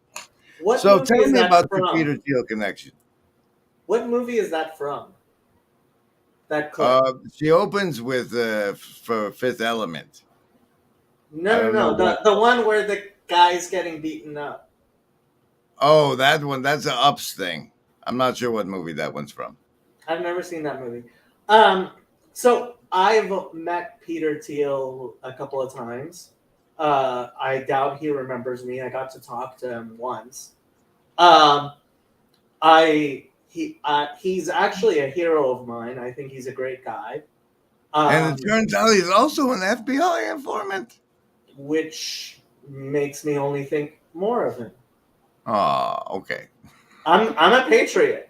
I was very happy when he called out Google and their willingness to work with China.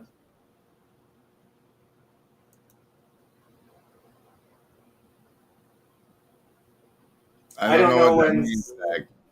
I don't. Yeah. You're beyond this. The autism connection hasn't. Oh, fear of change has been weaponized. Yeah, especially puberty. I think a lot of people on puberty blockers are especially little girls who are afraid of menstruating. I like the characterization we got from Zach up here. A form of the unsullied, a ruthless branch of warriors being crafted. No, I think they're just poor people, poor, mentally impoverished children. Let's do one of our magic Googles for the numbers of children receiving puberty blockers without parental consent. I don't know that anybody has those figures. Let's type it in and see what happens. You want me to? Okay. We have your search Happy, results. stop typing. Shadow was typing on my computer.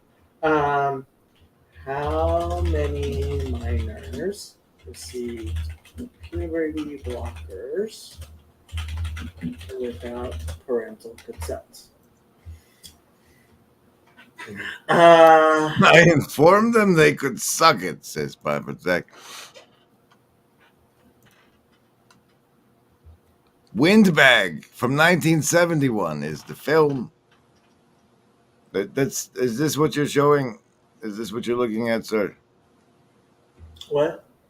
No, I was looking here.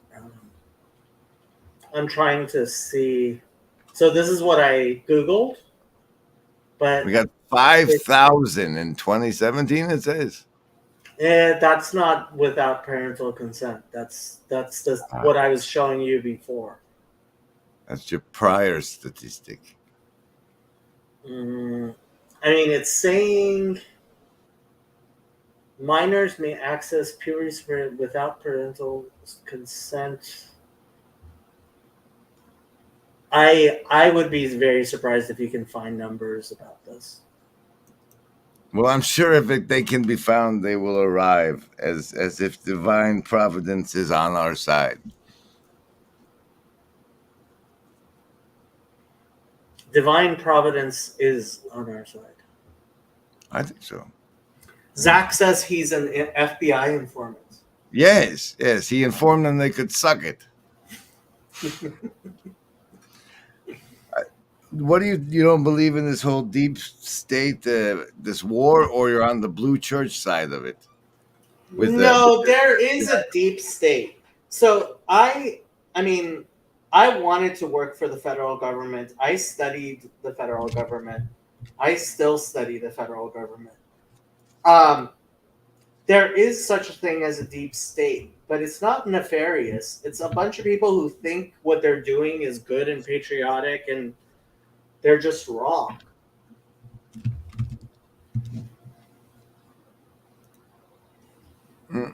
Here, let me run this one, but let me look for a different one.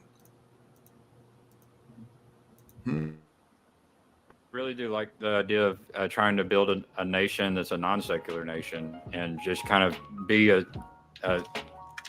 produce good fruit for the world. And they look over there and say, man, that's some good fruit. That's true. Sure. I like cloisters. You got to go to a place where people don't want to claim it. People don't want it because it's so nasty. And then you got to go transform that thing. And then people will want it. So they're where you are. Then you start sending out those fruit. No, but like you might even hand it to them and say, hey, you want it? We'll go build another one. Let's see how good you can do this thing. We'll just go build another one. You want it? All right, we submit. We'll go build another one because you think you got it. We'll see if you can run this thing. We'll just go build another. Get back to the now, Gavin. You're way in the future again. Well, I'm in the now. I'm inviting the people in the now. In the now. Gavin is very optimistic. That allowed me to find the one I was looking for, which is Dumir's Moloch consciousness piece. And when you tell me that the bottom is full of good-hearted people just like being patriotic, good citizens, I'm like, yes, sure, of course, but also this. Which implies a further constraint of freedom when ascending the hierarchy, often referred to as rules for rulers. This inverts the common perception that the slaves are to be found at the bottom of the hierarchy. Seeing this clearly cannot not induce a sense of compassion and understanding, especially for those deep down this vicious cycle, no matter how twisted their minds have become along the way. Recognizing that they are trapped in an endless pursuit of recovering something that they never truly lost. However, for healing to take place, miracle consciousness first needs to pierce the veil. Because of the whole structure being clouded in secrecy, this is not a straightforward task. Since the transparency fades very quickly, the deeper one tries to look inside the mind of Moloch. This seems very unfortunate for miracle workers who seem to be limited by this fact to only deal with surface symptoms, rather than being able to address and heal the deeper roots of the wound. However, luckily we are not limited to this specific direct investigative epistemology. Because the deeper a mind descends into the darkness of the structure, the more domesticated it becomes, which is synonymous to saying the more predictable it becomes, meaning exactly where This is Marxist Hegelian Gnostic bullshit. Marxist Hegelian Gnostic bullshit. The mind of Moloch consciousness. You think is this is straight out of Hegel and Marx. But it does explain how the NPCs become so predictable, does it? No, it's a Gnostic conspiracy theory of it's impossible to understand anything because the more you understand, the less you understand. It's like that's not what I heard at all. That's exactly what he was saying. He was saying the more you understand, the less you understand. I thought it was the higher in the hierarchy you ascend, the more enslaved you are and the more predictable you become. Yeah, this is I hate to say it, this is Trinitarian upside down bullshit. 1 is 3 and 3 is 1. If only you were good at explaining how bullshit was bullshit, you'd be actually useful to the court. Bullshit is bullshit. Like when you say a religion that's not a religion, when you say the higher you are in the hierarchy, the more enslaved you are. It's all bullshit. It's like, oh, because it doesn't make sense, it makes perfect sense. Like koans and like stupid bullshit. Stop with the bullshit. No, sir, this entire channel is made of it. No.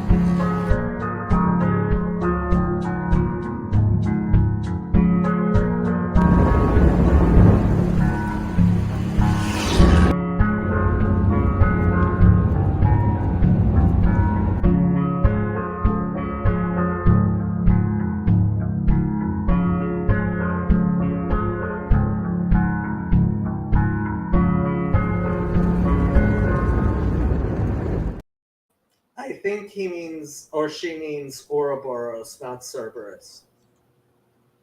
I don't know. I don't know enough Greek mythology to Cerberus, talk about the three-headed dog that defends the gates of hell.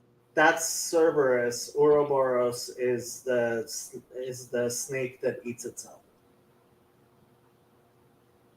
So what are you plotting and scheming? What is the next event that you're attending? I have no plans. My hope is that I will have a bathroom again one day soon. Why do you not have a bathroom? Because oh yeah, you're doing the internships. You can't do that No, my bathroom they've been remodeling my bathroom for a month. Hey, Chezi. We are saved. Chezi got a phone call. That's Oh, what happens when he gets a phone call. Yeah, it blacks out. That's so unfortunate. But hey, maybe he'll come back before we give it up. Yeah. No, she meant what she wrote. It is the three-headed dog. We just don't know enough Koanic bullshit. See, I think you're too left-brained on this, and you're not open to the right-brain side of things, which sees things that can't be seen through logic and feeble faculties such as reason. If it can't be seen through feeble faculties like reason, then it's not something I can understand, and there's no point to me talking about You are a full human with both hemispheres of your brain. Has he? He's made it back. And Hello. since I will waive my no driving policy. Is that your policy? You're a privileged individual. Yes, I'm always terrified the person will get in a car wreck, and people will give that more attention than me. But Chezi is in Israel. But you're protected. Driving in Israel, like every single car in Israel, on the back of the car has a bumper sticker that says Shamor Mirchak, which means stay away, and like every single car has it. Am I wrong? There are a lot of stickers that say keep your distance. There's a lot of stickers that say how am I driving? Call this number, because like it's a lot of leased cars because. And the number is 1-800 eat shit. Something like that, yeah. 1-800 eat shit. In general, I don't know.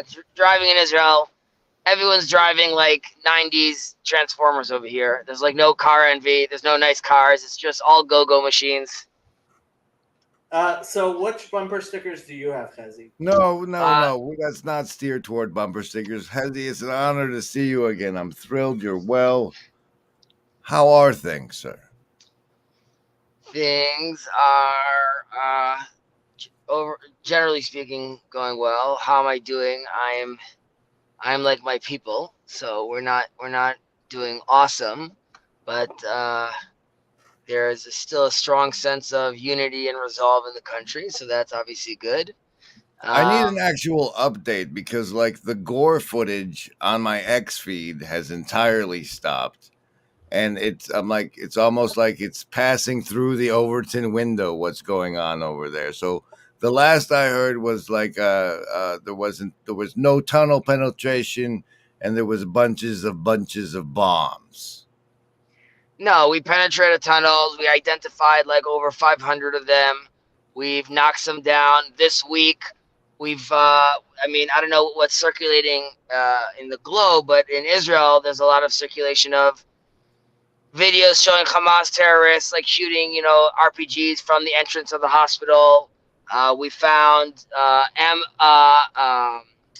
laboratories, ammunition laboratories, right by children's rooms. So a lot of the things that we've been saying has just been validated. Like we've seen that. We did actually enter some medical centers and Shifa Hospital. So that's a little tense right now. There's some talk about maybe identifying some kidnaps, some of the people that were kidnapped. Maybe they will, maybe they won't. I'm not sure, but that's sort of where we are right now on the ground. Still a lot of support locally in Israel. While people are still very against the prime minister, the focus is still very much like on the war efforts. So all right. I would say that's the update. It's my channel, so let me yeah. ask you about this. Does this end in a canal? And do you know what I mean when I ask? That is the deepest, like the Suez Canal. Sort of, but no longer there. But one that you guys control, where Gaza used to be. I don't think there's gonna be. I don't think there's going to be that kind of control. But does all of this result in a canal being built? And what do you think about those rumors? There was some talk about some sort of barrier. I mean, I didn't see something about a canal, but some sort of more intense barrier. I don't think anyone's taking that too seriously yet because we're still in the thicket, and at the leadership level, no one has offered like an actual day after plan. So I don't know. I honestly don't know if it means a canal because it really depends on the pressures we're going to get from the Western world with regards to what has to happen now. It has to do with the amount of death at the end of this. So I still think there's too much dust that has not settled for us to know. I will mention though, on your channel, there's a lot of talk about don't bomb the hospital, like Israel's bombing the hospital, like it's too intense. People should realize the Shifa hospital in Gaza was built and designed by Israeli architects because we wanted to build the Gazans a hospital, right? Like, so this place, and everyone's like, don't not bomb it. Come on. It's not we built it, we could bomb it. Of course not. It's why do you guys think this sacred thing called the hospital, how did it get there? It wasn't magic. The reason it's there is because the people that designed it wanted the best for the region, and hence they built a hospital, right? It didn't land there from no one, and it wasn't donated by some altruistic Arab country because they wanted to help the Gazans. This is, again, ultimately it's a family issue. None of us recognize it as such. For me, it's one of those things that there's so many powers and principalities at play. All I can do is like send divine peace and in my prayers to just like bomb the region with that, let there be like peace and send what I can to that. Even if it's just a break. Sometimes people need 30 minutes off from the shellings. I don't know. It's crazy intense because like for so much of our lives, there has been relative calm or it hasn't hit highly urbanized regions to the extent things are getting messy now, I would say. Yeah, it's like it seems like geopolitically things are heating up, or there's wars and rumors of wars. But well, multiple things are colliding. It's these wars are heating up. There's a sense of like moral. There's a sense of moral decay. The exacerbation due to social media. Like we've moved into a new place where it's like de-information, like fake news is very much like built into the system right now, and you have to like account. There's obviously going to be X% of fake news, like all the way to like, was it 40 beheaded babies, 30 beheaded? Was it like a real picture? So it's this new level of interpretation we have to consider, which none of us are necessarily designed to do or socially designed to do yet. I think you also have an element over here where, years of immigration have, come to roost, so to speak. When you see in France and England, you have to realize that now, like when England and Europe see these kind of riots, pro-Palestine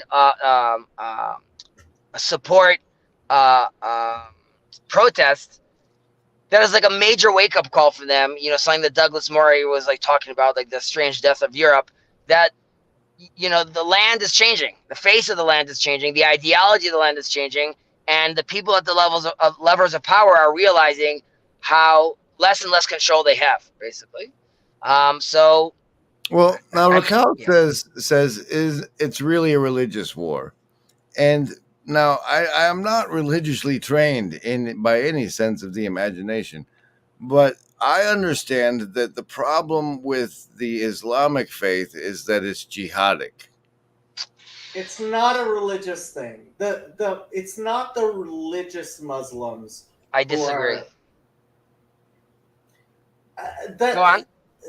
The Palestinians are not like the Hamas people are not the super religious Muslims.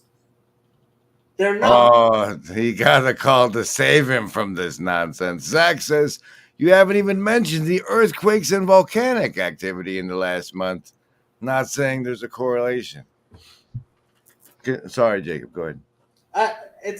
The fact is that the people who are most nationalistic tend to be the people who are the least religious. Because they've replaced nationalism in the religion hole. Exactly. But that doesn't change the fact that at least Hamas uses the jihadic religion to train people for jihad and use them as such, correct? Yeah, but that's Islamism is one form of Islam. I don't think the vast majority of Muslims end up with the type of philosophy of Islamism. And frankly, Islamism comes more from political perversion of. So when I say it's a jihadine religion that promotes jihad, you say that that's just the nationalist Islamics. Yeah, and frankly, I say the same thing about the Zionists. And there's only one, and Weinstein said there's only one form. So you claim that all of the other Muslims have disregarded that portion of what's in the thing they call holy. No, but so for example, when Ayatollah Khomeini came up with his nationalistic Vilayat al-Faqih, he was ostracized by all of the other leaders in most of the other leaders in Shiite Islam. So this is Shia. It's one small group within Islam. I think they're like 10% or something. But they got a portion of the book. What do you mean they got a portion of the book? That they use. Well, it says they're supposed to be this way, sort of like kill everybody who doesn't submit. Okay, so Khomeini had his version of Shia Islam. And the fact is that the Islamic Republic of Iran has trouble finding ayatollahs who will support that version of Islam because most of the ayatollahs don't agree with that. Hezi, do you have some comments here? Well, I missed a lot of that because I was on a phone call, but I definitely think... Yeah, he just said that he's doing Islamism and Zionism are pretty much 2 coins of the same thing. That jihad's not in the book. And I can't we're not going to get down to the breakdown and the nuances and of Zionism and where I find myself on that spectrum. However, I'll just say like this. The 3 major religions, Islam, well, not the 3. Most of the religions, even if they have bad code, over the years, due to their oral Torah or their sages, have softened how that code gets interpreted. Some do so willy-nilly, some do so. For the Zionist side or the Islamic side? I'm speaking also for the Christian side, but also the Jewish side right now, which is like if you need a stone, the person who desecrates the Sabbath on the ground, that doesn't happen. Because we realize, when it says this verse, it means 1, 2, 3, 4, only on a Sunday, only if his name is Bob. So it's basically not going to happen. You don't have that in the Quran, Hadith, Surah. It just doesn't exist. And people that talk about, we're talking about the jihad of the hearts. Any serious imam that's actually religious knows that's a gobbledygook. There isn't jihad of the hearts. And when we talk about a hudna, which is like some sort of peace, anyone that is a serious Muslim knows that means temporary peace until I could then conquer. So that is ideology that our ideology, the Western ideology, can play nice with many different ideologies. Islam doesn't want to play nice. I preface that with, I love my Arab cousins. I can't wait for peace with Ishmael. Hopefully we'll all be together at the temple.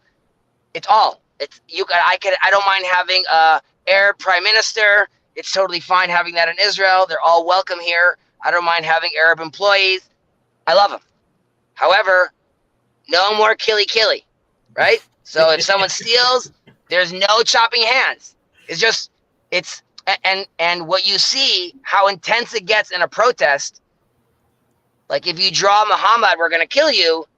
it's just too intense, guys. Like everyone has to like lower their level of intensity. So until they do that, yeah.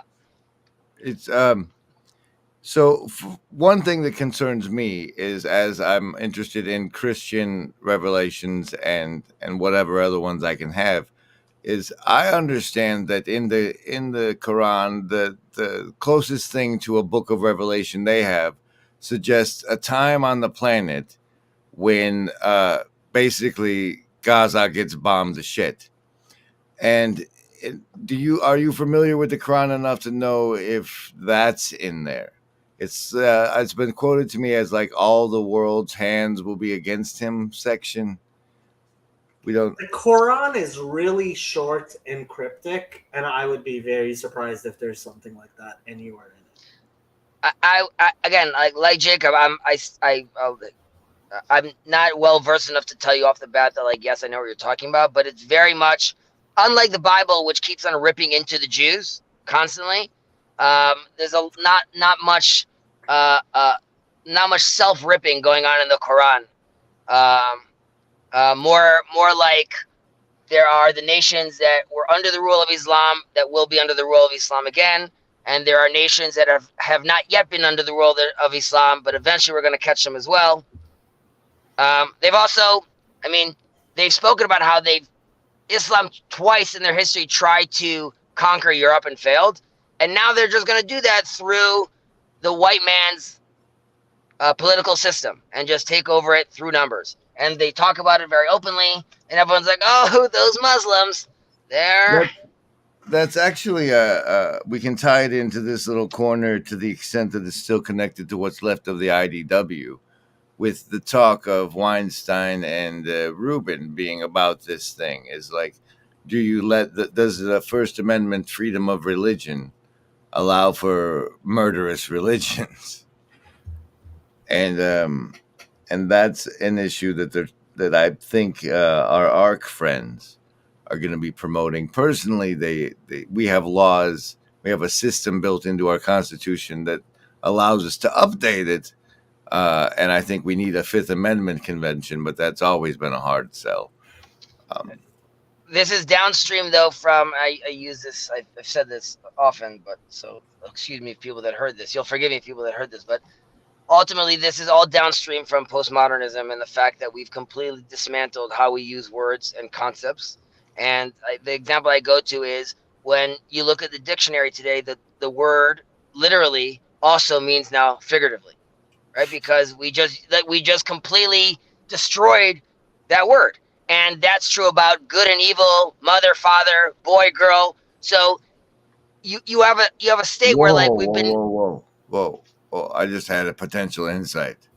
Sure. It's like the other team pulling a Babel and confounding the tongues. Oh, 1,000%. So no productive construction could happen. And instead of building a tower up to the sky to challenge God, rather, let's just get rid of all narratives and all towers, and then we don't even have to hear about this conversation God anymore, right? And let's just create like this complete devastation that you have. So you have Hebrew, and then we can build back better. Oh no! You have Abraham the Hebrew that decides to go to the other side of the river, right? And stand alone and forge his own path. And unfortunately, it's far and few between are the people you see today that are willing to stand up and forge their own path, or at least speak truth. Because like I said, you're stuck today when if I've been challenging you to say that math is racist, how am I then going to explain to you about proportionality and why this missile was okay, but this missile wasn't okay? Like, I lost. Like, 1 + 1 is racist, so yes, obviously if I bomb the hospital, it doesn't matter what happens there, it's bad news. So as a society, we trapped ourselves. And like you just said about these gory, the gore stuff you're watching, people are just watching a tremendous amount of, people getting killed, murdered, burnt, and everyone's like, whoa, it's so intense. Like, we're not made to watch that kind of stuff and then have discussions online like, was it real? Like, it doesn't look according to the projectile that his body really blew up. And who's talking about this? Like, some 15-year-old kid is giving us, like, advice of, like, this doesn't look like the right kind of blood splatter. It's nuts. And we have the beautiful family dinners where, like, we had, how was school today, Jimmy? And he's just spent 3 hours watching body parts on TikTok. Mr. Fats, it's your turn to weigh back in. So I remember when I first came to the United States, I was at my cousin's house, and he went and he started making himself a microwave dinner. And I said to him, like, when are we going to have dinner? And he said, well, everyone just makes their own dinner. I was like, what do you mean? When are we all going to get together and have dinner? And he said, no, this is America. You don't do that. And I thought he was right. And I later found out, no, actually, we just believed the TV when they told us that Americans don't have dinner together. And that's wrong. The power of set. Yeah. Well, that was a On nice that note, spin. I'm going to run some branding. I bid you guys adieu. Take care. Stay safe. Thank you, Later, Jacob, Hezzy. for coming. Thank you for everybody for watching this 4-hour stream. And thanks to everybody who made it all possible. And look at this. KJ became a member. Ups helped out. Rascal with a little bit. Weeks. Thanks to everybody that makes it all possible. Jacobs, thanks for coming by. Then remove, and it's just me, and then we play some special thanks to the Shadow Cabal. So say we all. And we'll take the train on out of here. Thanks, everybody. It's been and then where's the train? It's been an adventure.